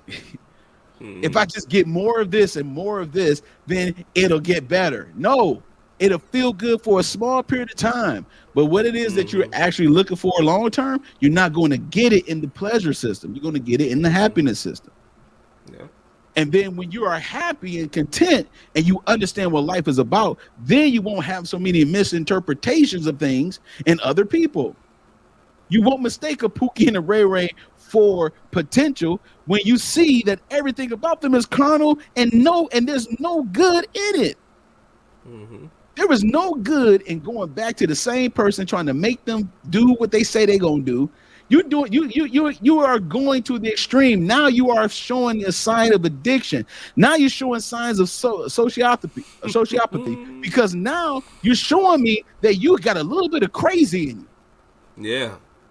You got a little bit of crazy in you. And you trying to, and you're trying to hide it behind this pretty face and this exterior. I see something through you. Mm-hmm. I don't. I see clouds of white, red roses too. You know what I'm saying? Yeah. Like at the end of the day, I see something there. That is sociopath behavior. You're trying to make somebody be what you want them to be, and you will cry yourself to it. You will yell yourself to it. You will be violent if you have to get what you want. And then when you finally get it, you'll realize it wasn't worth the fight. It'll be too late at the end because then you committed now. Mm-hmm. So this is why a lot of times women don't find out a man is a Pookie and a Ray Ray until after they have a kid with him, until after they go through living with him and all this kind of stuff. You're doing all this cart before the horse stuff without going through the proper channels and process. Mm-hmm. Yeah. And then you say, and then when somebody dates you, then you say, my last boyfriend was controlling. My last boyfriend was narcissistic. No, it was you, Negro. You're the one forced that man to do stuff. You're the one forced the situation to be what you wanted to be. And then when you got it, you found out it wasn't what you thought it was. Mm-hmm. Your prefrontal cortex. You're gonna blame him for his actual value. You're gonna blame him for what he really is. Instead of taking the time to vet the man and seeing him for who he really was before you start getting committed to something that had no validity in the first place. There's something wrong with you. Yep. With you. With you. All right. So again, people, all I'm saying on this coffee conversation, all I'm saying is this, is that we have to do introspective work and clean up all the guck and the mire and all the things that's causing us to have desensitized and unclassified intelligence when it comes to choosing somebody. Your decision making is everything. It's everything. And if you don't make good decisions, then You're never gonna be able to learn anything, and that's another part of sociopath behavior. You just go, you just a glutton for punishment. You just go back and go back because you're trying to be forceful with it. I said, which one do you prefer? Date someone with potential or get with a Pookie? 67%, and I said neither. 67% said date with someone with potential, and 33% said neither. See, you don't understand what dating potential is. What potential is. Because because your prefrontal cortex is damaged. You're defining it all wrong. You're defining it all wrong. I knew somebody was gonna say neither. I knew somebody was gonna say that. Yeah. Because you don't understand what potential is. It's to become something, to be able to develop into something for the future. And you have to actively see that person in that potential. And when you can see that, then you can relate. If you can relate to that and you can connect with that, then that's how you resonate. That's how you vet. You don't wait. You don't wait until you go in hardcore with somebody, living with them, doing all that kind of stuff. Then you want to vet them. It's too late. Now somebody gonna get kicked out the house. Somebody about to get them black hefty bags, dog. Real quick take. I think that the people that asked for neither, since the Pookie was the other option. Yeah, I think they're looking for something better than potential. I think they're looking for the complete package. They looking for the complete package. The neither people are looking for a complete package. Like, he got to completely fit me. That was never possible. That is never possible that somebody 100% completes you. Yo, this is why we broke down. Now, I knew somebody was going to do that. This is why we broke down the difference between pleasure and happiness. You're conflating, and you don't think something. And again, just because you're trying to get better in the journey doesn't mean something was wrong with you in the beginning or you wasn't good. You was good. You just need some tweaking. So, so in that tweaking process, you have to have a level of understanding. What is it? What does it mean to date someone with potential? Again, we're in the dating culture. And people who are the intentional daters are the ones that's dating someone with potential. Yeah. They're looking at it like, okay, this is somewhere we can fit each other. Right. My list is your list. And that's potential to be. Exactly. Potential to be something. Yes. To become something. Yes. That's not reality of at the point. Exactly. Also, your preference list is not fact. No. It's just your own. Some people got that twisted. Exactly. That's just your preference. So you got a preference list, do somebody with potential. You date somebody with potential of the preference list. Yeah. But you still have to vet them to see if that's correct. Yeah. To see if they even making sense about your preferences, if they true or false. Absolutely. You know what I'm saying? That's the reason why it's still the work has to be done. Right. That's the reason why you continue to do what you do, because at the same time, when you dating dating someone with potential, that's where the vetting process starts. Right. Yeah. Right. And then you start seeing if this can be long term. Right. You know what I'm saying? Because you dated with someone, and then on top of that, if you date someone with potential and it don't work out, stop taking it personally. Learn how to handle disappointment. It didn't work out. Okay, it didn't work out. At least I didn't waste my time with someone that wanted nothing and wanted to destroy me and wanted to just drain me from what it is that I'm trying to do. Learn how to play poker. That's all I'm saying. Stop putting all all your chips on one card. Exactly. Chess it out. Don't checker it out. Chess it out. You know what I'm saying? But no, we appreciate everybody watching Coffee and Conversation. We thank you so much, man. Hey, yo, Jay, I appreciate you. I appreciate you coming on, bro. I appreciate you coming on, man. You said you was. You said you was. I thought you were playing, you know, but you was for real. I appreciate you, dog. No doubt. Hey, yo. This is your boy Dave Biz for Coffee and Conversation, man, and we'll be back here next Saturday, season finale, episode 10, season finale next Saturday. We're gonna talk about some good stuff, man. I got some guests that's gonna come on. Hey, no, they don't know what we're talking about yet, but they're gonna find out. Until then, it's your boy Tay Biz to keep your coffee, your conversation brewing. I don't give a sip. Let's go.